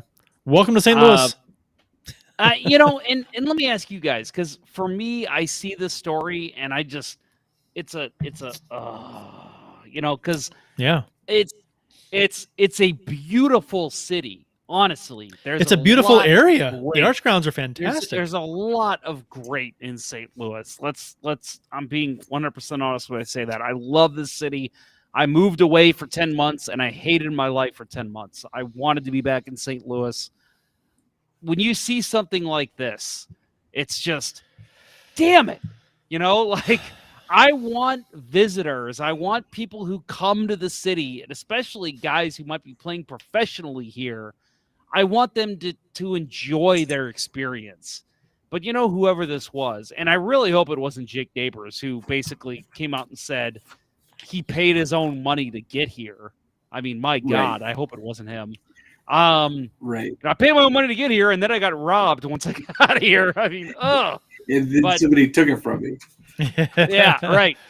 I hate seeing stories like this, whether it's hockey related, baseball related, or just a random tourist. I remember years ago, I heard a story about a Predators fan having beer dumped on him at Scott Trade at the time. And that's not fine. I'm not okay with that kind of stuff. It's just, I want people it's much better than getting armed, getting robbed. Well, armed robbery. Hell, yes, I agree 100%. But I'm just saying, I want people to come here and have a good experience. And when I see that people aren't having a good experience, visitors from other cities, it just sucks. I hate seeing that. I have a lot of pride, I guess. No, it makes me sad.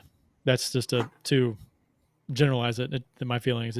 I see it and I'm like disappointed and sad that it shouldn't be that way. And Tyler Stewart will no longer be the Blues e-bug, the emergency backup goalie. He said on Twitter today that, and Jeff shared this earlier, to anyone who has asked or who shares or who cares, I will not be the St. Louis Blues e-bug anymore. With plans of growing my family and my daughter now 2.5, it's more difficult to commit to being at as many as 41 games a year. It was a fun 2.5 with a lot of great memories. So we never saw him. Good news for this show: Bill Day is the new e-bug. Tyler Stewart made it as far as he made it as far as the bench in a game. He did not see game action though. So no, that's that's awesome. That's he's got the jersey from when he was on the bench. 92, right? Was the number he wore. Yeah. Even on the bench. I know that's his Twitter number, but no, that's awesome. And good for him. Yeah. They're gonna cycle through these guys, but he's kind of been the most infamous. He's been on Twitter for a couple of years now, and I know he's listened to the show before. Is there a whale? Is your window open? Are you next to the ocean, Bill? Is it a whale? Yes. Is it a male waiting? It is a male waiting. God, one of the first. Or is there a big steel door that's like slowly closing? Yeah, that was one of the first jokes that we made. It breaks in my 1989 Isuzu Trooper. Sounded awful. It's the sounds of males waiting. Wait, I think I said that wrong. No, the dogs are expressing frustration that it is past bedtime. Ah, yes, it is getting that way, and we're about ready to wrap the show up here. Any more? Sheldon says, "Thank God." Yeah. Any more? Austin Lynch wants to go to center ice. Well, good luck with that. I told him we could get him in, but we're not going to allow him to drink. Oh yeah. Yeah, just go next door to Southern and get some food. They won't care that he's there. I brought my son in there. He's go to Southern or Pappy's and bring some food in and just hang out. Bring a sody. Bring a sody. Bring a not an oat sody. Bring a vest. Come here. Oh, vest. All right. So, just real quick, happy third birthday to this one right here. Oh, third wow. birthday for Fritzy. Fritz. Other Fritz. one. Yeah. Happy third birthday, Fritz. He seems happy. Happy birthday, Fritz. He's a happy one. Any other comments here? Oh, Puckeye14 says, speaking of Buttes, that winter classic jersey, exclamation point. Eric is a designer of jerseys, if you will, for with graphics and stuff. So he's put out a number of cool ones. So he enjoys the Blues Winter Classic, I guess. Which he's a right thinking kind of guy. No, I say he was on our reverse retro discussion show, and he was pretty much right on par with all of us for the most part. So he understands jerseys, and that's why we love him. Facebook? Also, that he wore 98, by the way. 98. Tyler Stewart wore 98. On the okay. bench, I was going to say 58. Thank you, producer Austin. Yeah. All right, guys. I think we can wrap up episode 1 of season 10. What do you think? Let's do it. All right. Hey, I just want to tell you the guys that by the next show we're already going to pass the first episode anniversary, I think, because I think we said it was the 21st, something like that'll that. be next Tuesday. Yeah. So that's awesome. I'll find the date for sure. And we'll have to. Do you remember how awesome it was before Bill joined the show? Yeah, I do. Yeah, That Bill guy does. sucks. Bill does. Bill.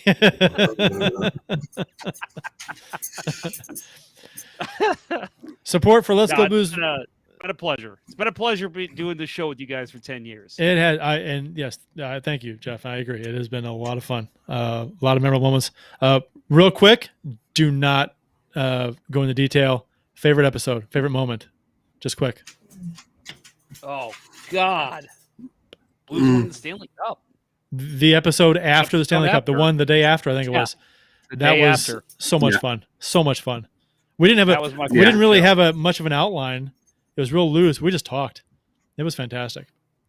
Yep. And none of us had slept, but man, had we been drinking. Yes. Oh yeah. So much fun. So we're in agreement. Okay. Support for Let's Go Blues Radio is brought to you in part by ID Life, the world's only truly personalized vitamin platform based on a health assessment of your DNA. Visit rockinthatidlife.com for more information. That's rockinthatidlife.com and get 10% off by texting Dustin at 636-393-8745 and tell him Let's Go Blues Radio sent you. And by Centerize Brewery, St. Louis's hockey-themed brewery. Visit centerizebrewery.com today to schedule a no-contact curbside pickup or to make a reservation in their tap room. Located at 3126 Olive Street in Midtown St. Louis, is one of the best places to watch a Blues game. That's centerizebrewery.com. Please drink responsibly. That'll wrap up episode 1 of season 10. Had it backwards there. Episode 1 of season 10 of the original St. Louis Blues Hockey Podcast, Let's Go Blues Radio. Thanks for listening, and thanks to those who participated in the YouTube and Facebook live chats during the show. We hope you enjoyed it as much as we've enjoyed bringing it to you.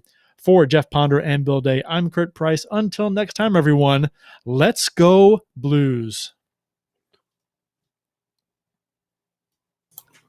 Let's go Blues. I saw your lips move. Yeah. Kurt, this will be a good edit for you. Wild jerseys suck. Let's go Blues. The Chiefs are at home tonight against Sport at the War Memorial at 8. Good seats are still available. A look at sports. I think that went very well. Thank you for listening to Let's Go Blues Radio. Now take off, hosers. I want you to have a heart attack and die so that we never have to do this shit again. Well, there's 90 minutes of your life you'll never get back. Sorry. St. Louis Blues, St. Louis Blues.